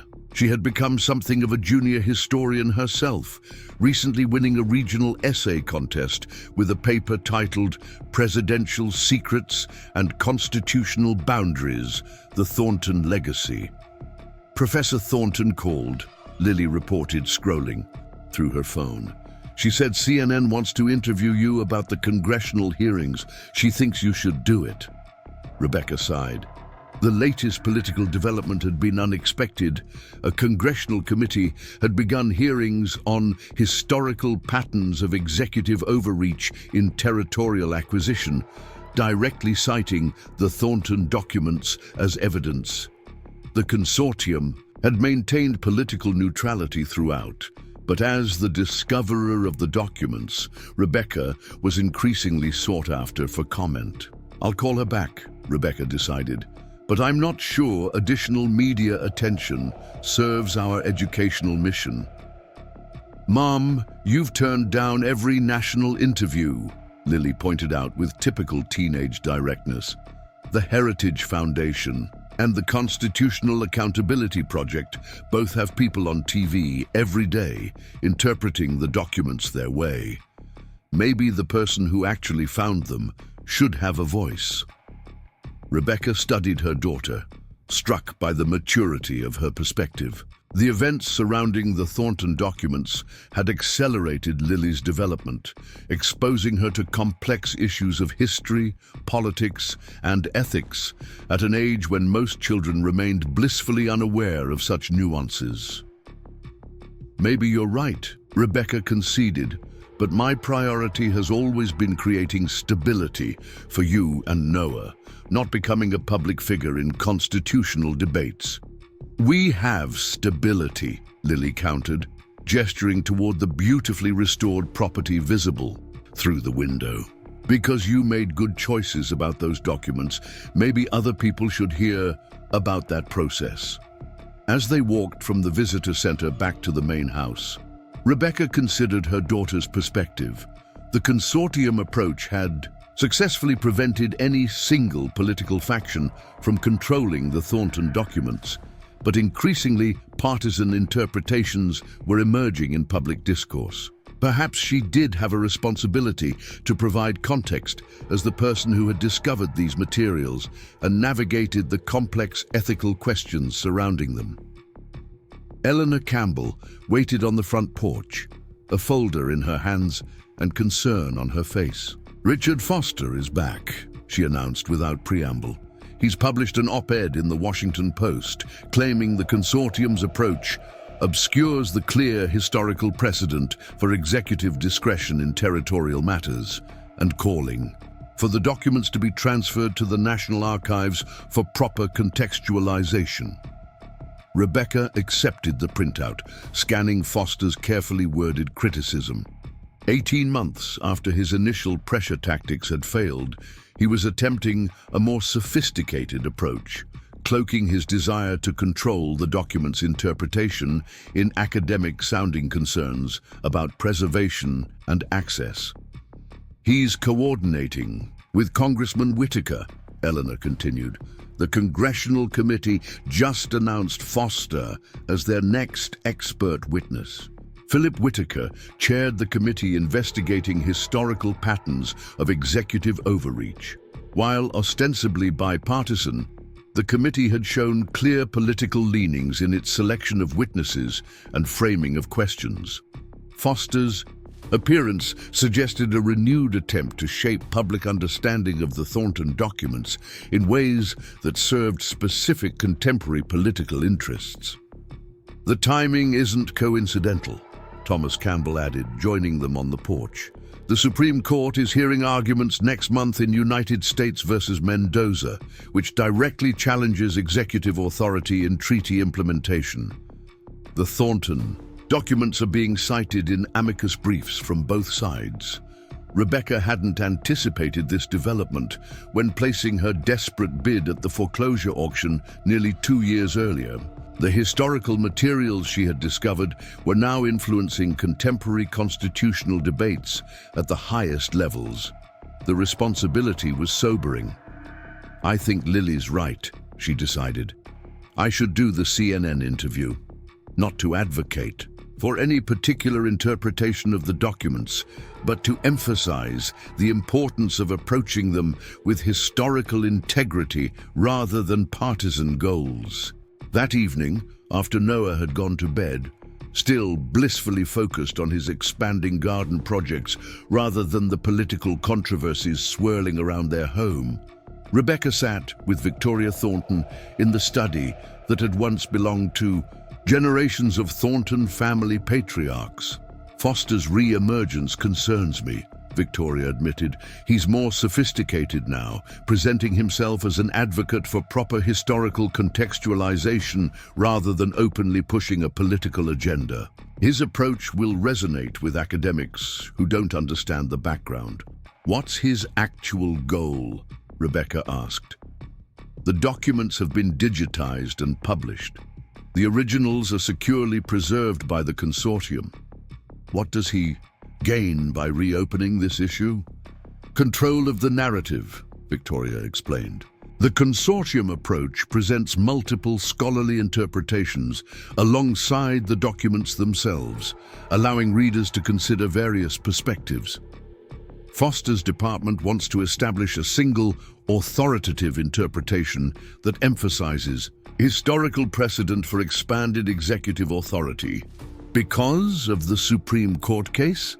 Partly, but more broadly because these documents have become central to ongoing debates about constitutional boundaries. Whoever controls how they're interpreted influences how Americans understand executive power, past, present, and future. Rebecca considered this as she gazed at the reproduction of William Thornton's journal displayed on the study wall.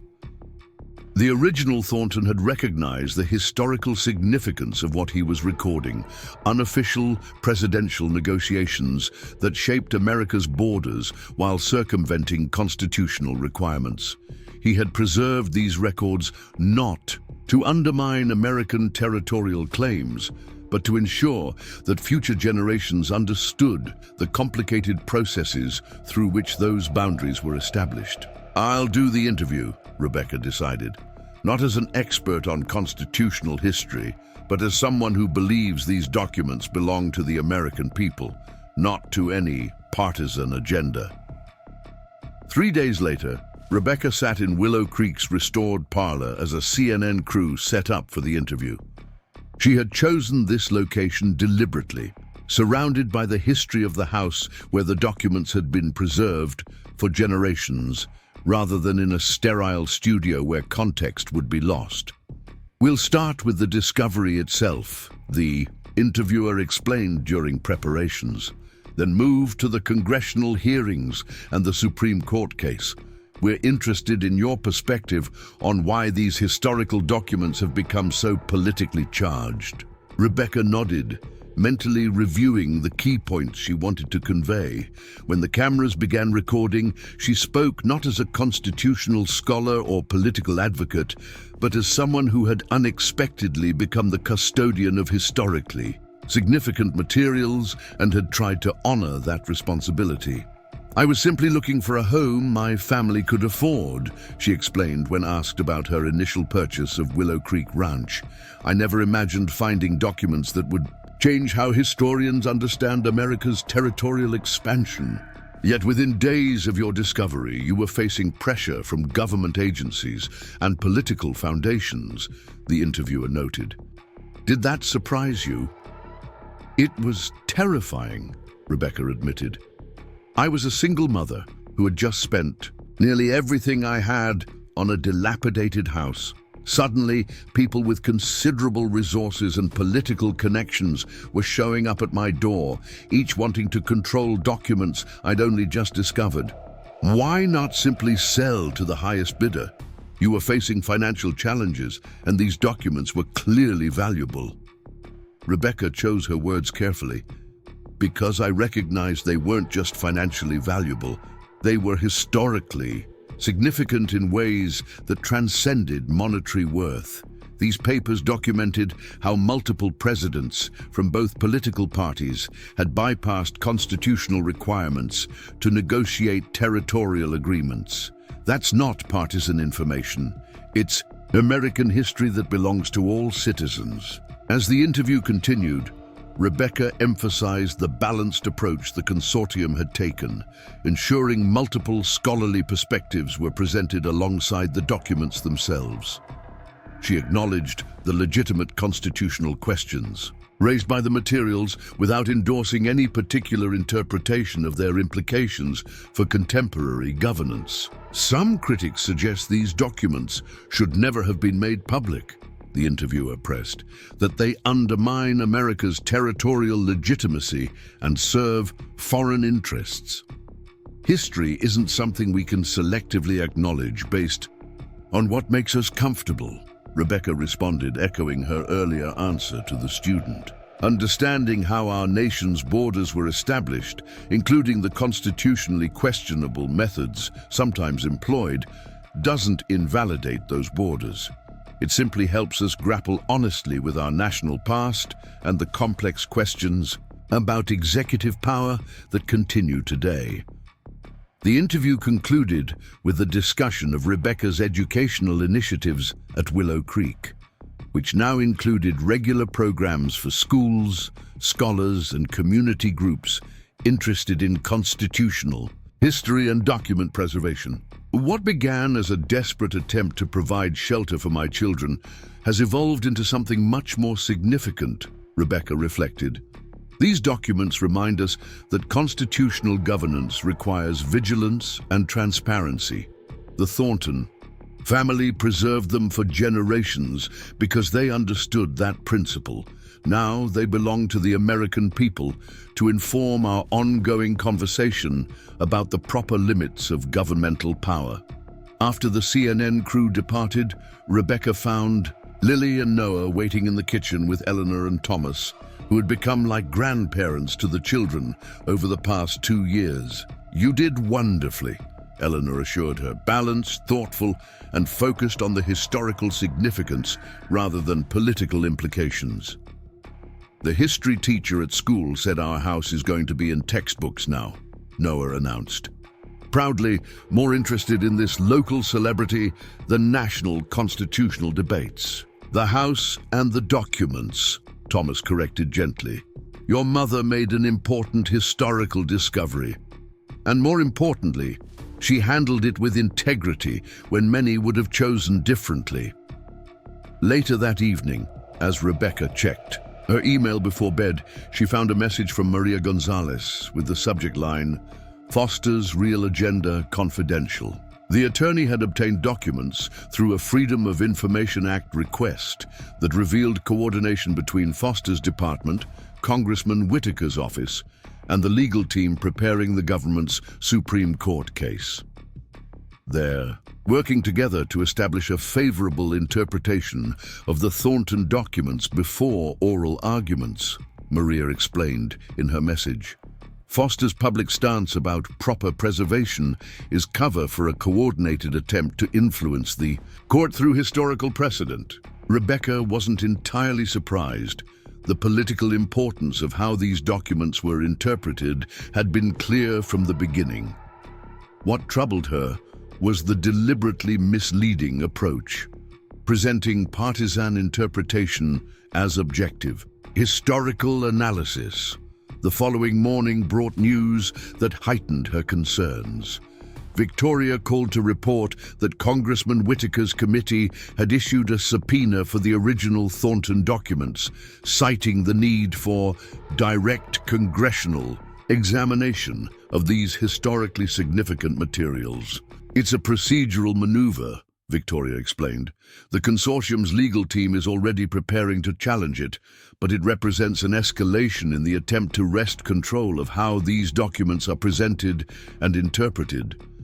"Can they succeed?" Rebecca asked, watching through the window as a school bus arrived for the day's educational tour of Willow Creek. "Unlikely. The consortium agreement is legally solid, and the documents have already been digitized and published. But this signals how determined certain interests are to control the narrative around presidential authority in territorial matters." As Rebecca welcomed the arriving students, 5th graders studying Virginia history, she reflected on how thoroughly her life had been transformed by what she had discovered in Willow Creek's hidden archive. The desperate single mother facing eviction had become the steward of historically significant documents and an advocate for approaching history with integrity rather than partisan goals. The children's excited voices filled the visitor center as they explored the interactive displays, explaining how the Thornton documents had changed historians' understanding of America's expansion. Their teacher, a thoughtful woman who had brought several classes to Willow Creek, explained the day's focus. "Today, we're learning about primary sources, original documents that help historians understand the past."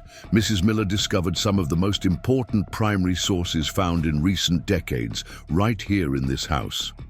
Rebecca guided the students through the carefully designed exhibits, explaining how William Thornton had recorded meetings with representatives from multiple presidents, documenting territorial negotiations conducted outside official channels to avoid congressional oversight. Why did he write it all down if it was supposed to be secret? A perceptive girl asked. That's an excellent question, Rebecca replied. William Thornton understood he was witnessing historically significant events that might otherwise never become part of the public record.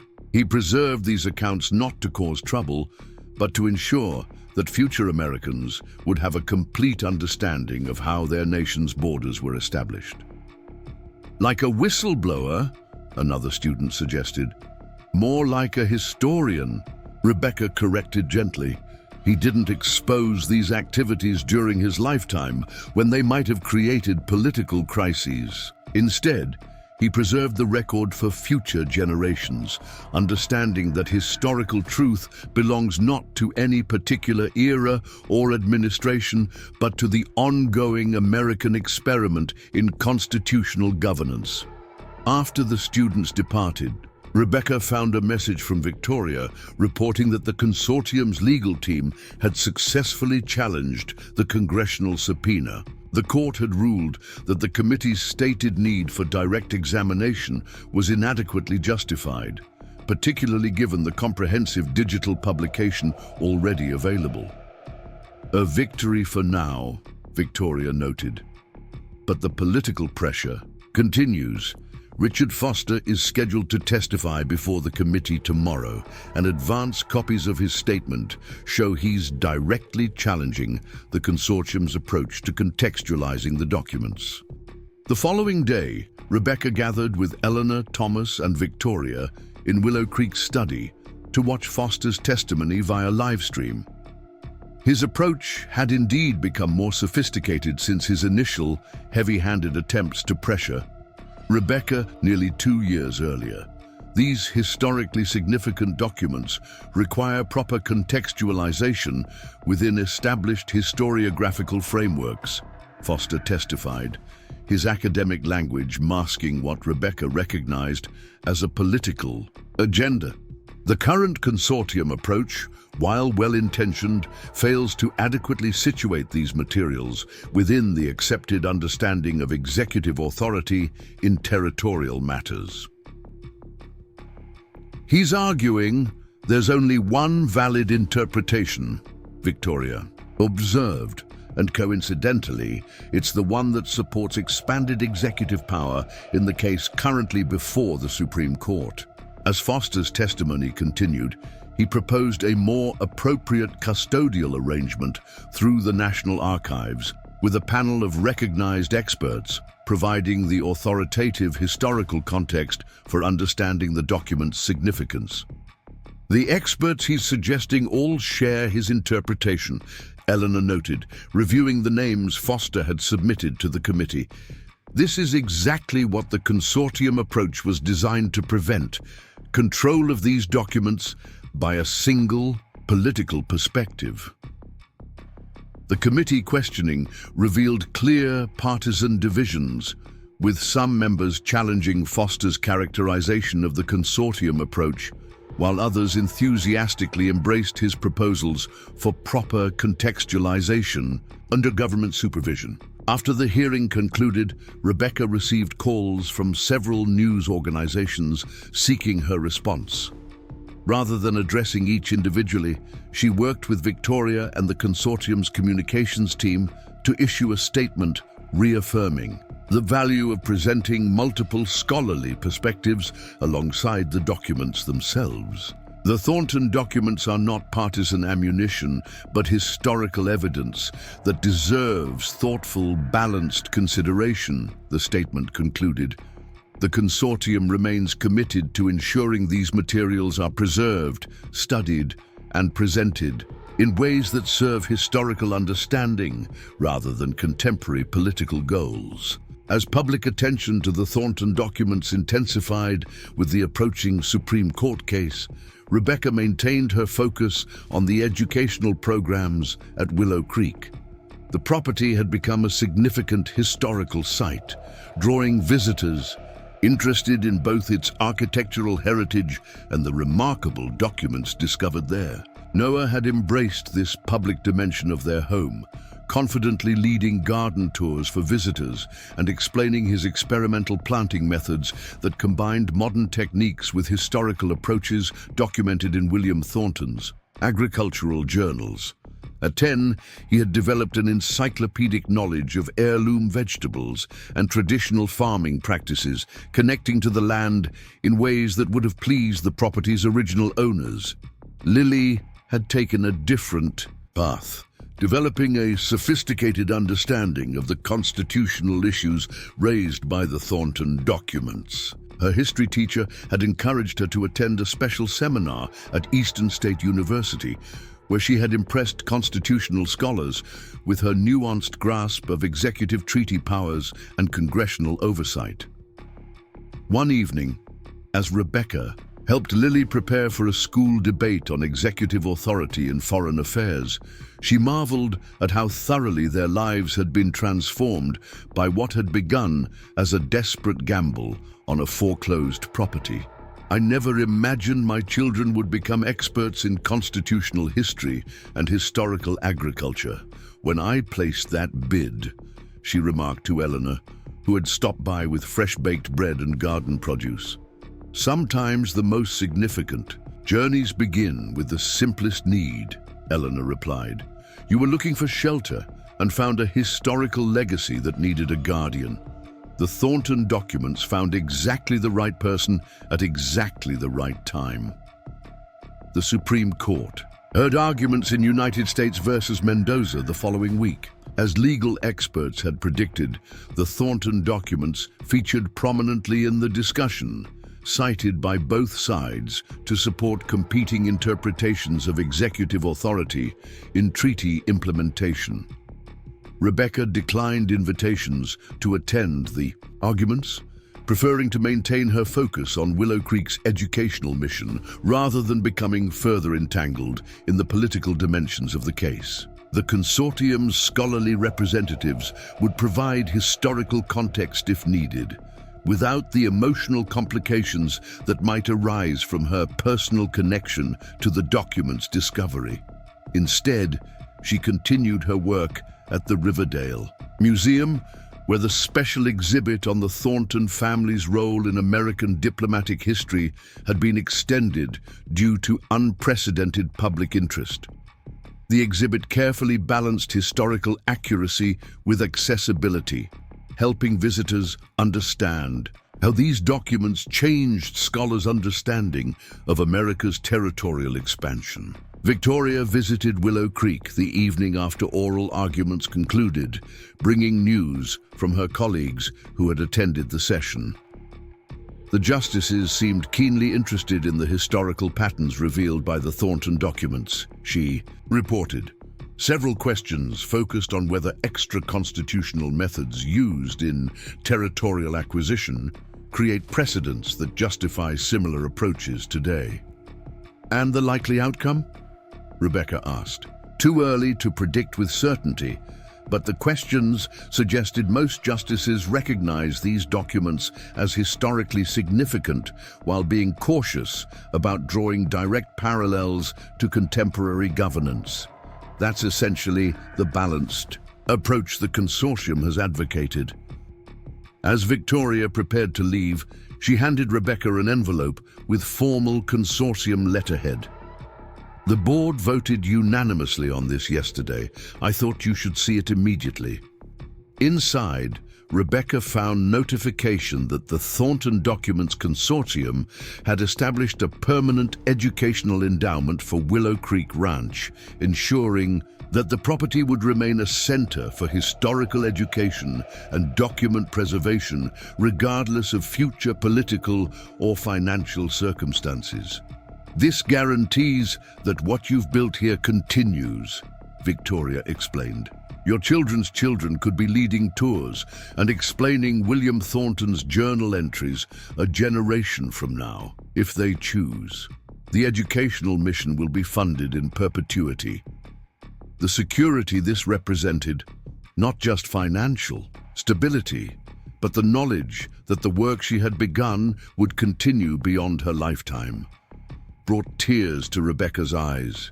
The desperate mother who had bid on a foreclosed property seeking mere shelter had inadvertently become part of a historical continuum stretching back nearly 2 centuries and now extending indefinitely forward. 2 months later, the Supreme Court issued its ruling in United States versus Mendoza. As constitutional scholars had predicted, the decision acknowledged the historical patterns documented in the Thornton Papers while carefully distinguishing between historical precedent and constitutional legitimacy. The Thornton documents reveal that presidents have sometimes employed extra-constitutional methods in territorial negotiations, the majority opinion stated. This historical pattern, while significant for understanding our nation's development, does not establish the constitutional legitimacy of such approaches. Historical practice informs our analysis, but does not override explicit constitutional requirements. Rebecca read the opinion on the porch of Willow Creek Ranch, surrounded by the restored beauty of a property that had once seemed an impossible financial gamble. The ancient oak trees that had protected the Thornton family secrets cast dappled shadows across the lawn, where Noah was showing a group of visiting agricultural students his experimental garden beds. The ruling represented a victory not for any particular political perspective, but for the balanced approach the consortium had championed, recognizing the historical significance of the documents while resisting attempts to weaponize them for contemporary political battles. The court had acknowledged America's complicated territorial history without using it to justify expanded executive authority or undermine existing borders. Richard Foster issued a statement expressing professional disappointment with aspects of the ruling, while claiming vindication in the court's recognition of the document's historical significance. Diane Westfield's foundation similarly emphasized elements of the decision that aligned with their perspective. Each continued attempting to shape public understanding of the Thornton documents to serve their preferred narrative. But these partisan interpretations now competed with the comprehensive, balanced presentation the consortium had established. Digital access to the complete documents, multiple scholarly perspectives on their significance, and educational programs that emphasized critical thinking rather than political agendas. As the sun set over Willow Creek Ranch, Rebecca reflected on the extraordinary journey that had brought her to this moment. The foreclosed property that had represented her last desperate chance for shelter had become not just a home, but a mission and legacy. The hidden archives that had initially seemed a complication had ultimately provided both financial security and meaningful purpose. Most importantly, the children who had once faced homelessness were now thriving, Lily developing. Her keen intellect and sense of justice, Noah connecting to the land with joy and curiosity.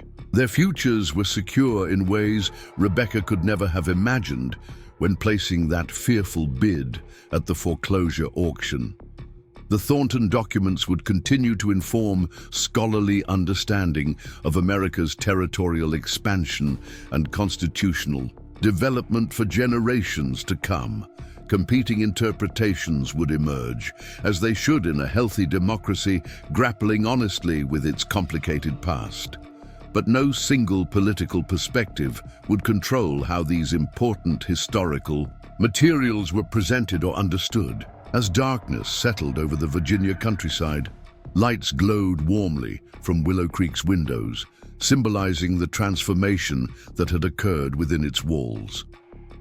What had begun as a desperate mother's last financial gamble had evolved into something nobody could have anticipated: the discovery of historical documents that rewrote understanding of America's expansion, the creation of an educational center dedicated to constitutional transparency, and most importantly, a true home where a once struggling family had found not just shelter, but purpose and belonging. The ancient oaks that had guarded Thornton, family secrets for generations, now stood sentinel over this new chapter in Willow Creek's long history. The legacy of preserving historical truth, regardless of political convenience, had found a worthy continuation in the unexpected guardian who had discovered those long-hidden documents and ensured they would illuminate American history for centuries to come. Up next, you've got two more standout stories right on your screen. If this one hit the mark, you won't want to pass these up. Just click and check them out.